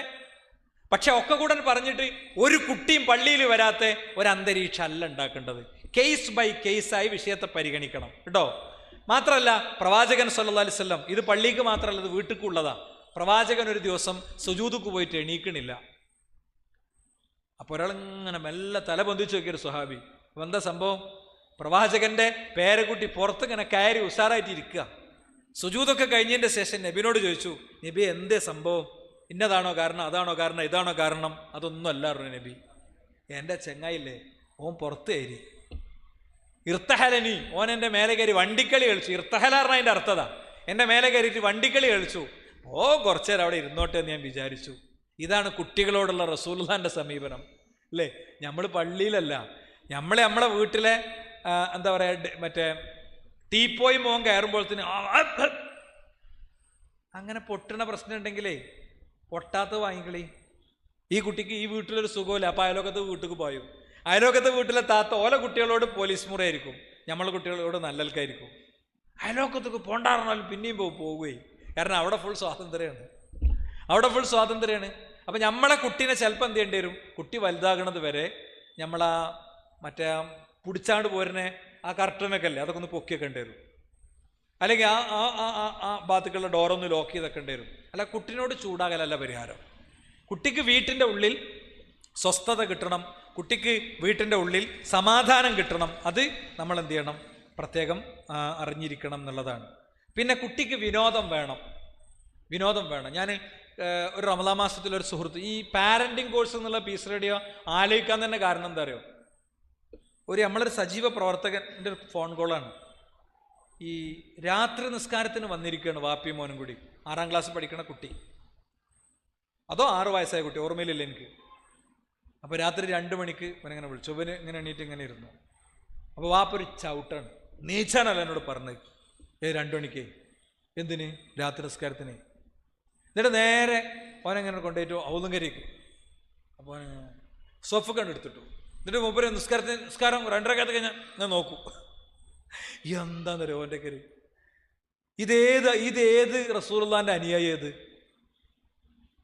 അയാളുടെ കുട്ടീനെ പള്ളിയിൽ കൊണ്ടുവന്ന് ശീലിപ്പിക്കണം, അതിലൊന്നും സംശയമല്ല. പനകുട്ടി വരുന്നുണ്ടോ രാത്രി അവിടെ, എനിക്ക് പറ്റുമെങ്കിൽ 2 റക്അത്ത് നിസ്കരിച്ചാൽ മതി, ബാക്കി കിടന്നുറങ്ങിയാൽ മതി. അപ്പൊക്കെ ഭയങ്കര ഇഷ്ടേക്കാരം ഇജ്ജ് അവിടെ ഉണ്ടെങ്കിൽ. ഇജ്ജ് പുതപ്പെടുത്തോ, തലയിണെടുത്തോ, ഒക്കെ എടുത്തോ. ഇങ്ങനെയല്ലേ കുട്ടികളെ ശീലിപ്പിക്കുക അല്ലേ? കുട്ടികൾക്ക് ഒരു എൻ്റർടൈൻമെൻ്റ് ഒക്കെ എന്ത് ചെയ്യണം, കൊടുക്കണം. അപ്പോൾ ഇങ്ങോട്ട് ചിലപ്പോൾ പാർക്ക് പോകേണ്ടി വരും. അപ്പോൾ പാർക്ക് പോകുമ്പോൾ നമ്മൾ അവിടുത്തെ ഒരു സാഹചര്യങ്ങളൊക്കെ ഭയങ്കര പ്രശ്നമായിരിക്കും അല്ലേ? അവിടുത്തെ കാഴ്ചകൾക്കൊക്കെ കുറച്ച് പ്രശ്നം ഉണ്ടാവും. നമ്മൾ ആ കാഴ്ചകളിലേക്ക് നോക്കാതെ ഇരിക്കാൻ നമ്മൾ പഠിക്കണം. ഇല്ലെങ്കിൽ താരതമ്യേന സേഫായിട്ടുള്ള സ്ഥലത്തൊക്കെ ഓരോ കൊണ്ടുപോകണം. അപ്പോഴേ നമ്മൾ പറയുന്നത് കുട്ടി കേൾക്കുള്ളൂ. അപ്പോഴേ ടൂറിൻ്റെ കാര്യം സ്കൂളത്തെ ടൂറിന് ചോദിക്കാതിരിക്കുള്ളൂ. സ്കൂളത്തെ ടൂർ എന്ന് പറഞ്ഞാൽ എല്ലാ സാധനവും അനുഭവിച്ചറിയണം. ഏത് പരിശുദ്ധമായ പിന്നെ എവിടെ നിന്ന് പോകണ ഇതിൽ പ്രശ്നങ്ങളുണ്ട്. മതപരമായൊരു ഡയറക്ഷൻ ഇല്ലാത്ത എല്ലാ ടൂറുകൾക്കും വലിയ പ്രശ്നങ്ങളുണ്ട് എന്നുള്ളത് നമ്മൾ മറക്കരുത്. മറ്റൊന്ന്, കൃത്യമായ ഒരു മൊഡ്യൂൾ വേണം. നീട്ടി പറയണില്ല, കൃത്യമായ ഒരു മൊഡ്യൂൾ വേണം. എന്താ, പാപ്പി മക്കളൊക്കെ കൂടെ സുബഹിസ്കരിച്ച് വന്നാൽ നേരെ എല്ലാവരും ഇരുന്ന് ഖുർആൻ ഓതും. അത് കഴിഞ്ഞാൽ എല്ലാവരും ചായയൊക്കെ കുടിച്ചൊരു 10 മിനിറ്റ് സംസാരിക്കും. എക്സാമ്പിൾ പറയണേ ഞാൻ. അപ്പോൾ പ്രത്യേകിച്ച് ഈ കുട്ടികളെ നമ്മൾ വിനോദത്തിനൊക്കെ കൊണ്ടുപോകുമ്പോഴേ, ഒരു ഹോട്ടലിലേക്ക് ഭക്ഷണം കഴിക്കാൻ കൊണ്ടുപോയി, അപ്പോൾ ആ ഭക്ഷണമേശയിൽ വെച്ച് ഫുള്ള് ഉപദേശമാക്കരുത്. അങ്ങനെ ചെയ്യരുത്, ഇങ്ങനെ ചെയ്യരുത്. അത് ഓൽക്കൊന്ന് റിലാക്സ് ചെയ്യാനുള്ള സമയമാണ്. നടന്നുപദേശിക്കരുത്. നടന്നുപദേശിച്ച മക്കൾക്ക് ചടക്കും. മറിച്ച് നമ്മളൊരു നോർമൽ മൈൻഡിലാവുമ്പോഴേ അവരെ ഉപദേശിക്കാൻ പാടുള്ളൂ. ആ ഉപദേശങ്ങൾ എന്തേ ഉള്ളൂ, ഫലിക്കുള്ളൂ. അല്ലാത്തതൊക്കെ ഒരു ഒച്ചയായിട്ട് അവസാനിക്കലായിരിക്കും ഉണ്ടാകുക. അതുകൊണ്ട് സഹോദരന്മാരെ, ഞാനിവിടെ എൻ്റെ സംസാരം ഇവിടെ അവസാനിപ്പിക്കുകയാണ്. നമ്മളെ സുഹൃത്ത് മുള്ളമ്പാറുള്ള അനീസ് ഒരു ആക്സിഡൻറ്റ് പെട്ട്, കാവന്നൂരിൽ നിന്ന് ഒരു ആക്സിഡൻറ്റ് പെട്ട് വളരെ വിഷമകരമായ ഒരു സാഹചര്യത്തിലൂടെ അങ്ങനെ പുരോഗതിയിലേക്ക് വന്നുകൊണ്ടിരിക്കുകയാണ്. വെന്റിലേറ്ററിലായിരുന്നു, ഇപ്പോൾ ICUവിലേക്ക് എത്തി. വലിയ സാമ്പത്തികമായ ബാധ്യത ഉള്ളൊരു ട്രീറ്റ്മെൻറ്റിലൂടെയാണ് കടന്നു പോണത്. വലിയ സാമ്പത്തിക ബാധ്യതയുള്ള, നമ്മൾ ഈ ഇരിക്കണ മിക്കവാറും ആളുകൾക്കൊന്നും താങ്ങാൻ പറ്റാത്ത അത്ര വലിയ തുകയാണ്. ഒന്നും ബൈക്കുമെന്ന് വീണതാണ്. അപ്പോൾ ബോധം തെളിഞ്ഞിട്ടില്ല. അള്ളാഹു അദ്ദേഹത്തിന് എത്രയും പെട്ടെന്ന് രോഗശമനം നൽകുമാറാകട്ടെ. ഒരു വലിയൊരു പവർ ഹൗസാണ് അദ്ദേഹം. എനിക്ക് വ്യക്തിപരമായി അറിയുന്ന കുട്ടിയാണ്. മുള്ളമ്പാറ ഒക്കെ ഒന്നിങ്ങനെ ഉറങ്ങിക്കിടന്നിരുന്നൊരു സമയത്ത് അനീസിനെ വിളിച്ചത് ഞാൻ ഓർക്കുന്നുണ്ട്. അവിടെ പരിപാടിക്ക് പോയത് ഓർക്കുന്നുണ്ട്. പിന്നെ ഇപ്പോൾ മഞ്ചേരി ഇവിടെ മൊത്തം ഒരു മണ്ഡലം എടുത്താൽ തന്നെ മുള്ളമ്പാറയാണ് അവിടുത്തെ, അല്ലേ അനീസ്ക? അവിടുത്തെ ഒരു പവർ ഹൗസായിട്ട് വർക്ക് ചെയ്യണം. അപ്പോൾ ഒരുപാട് നല്ല കാര്യങ്ങൾ ചെയ്യണം. നല്ലൊരു കുട്ടിയാണ്.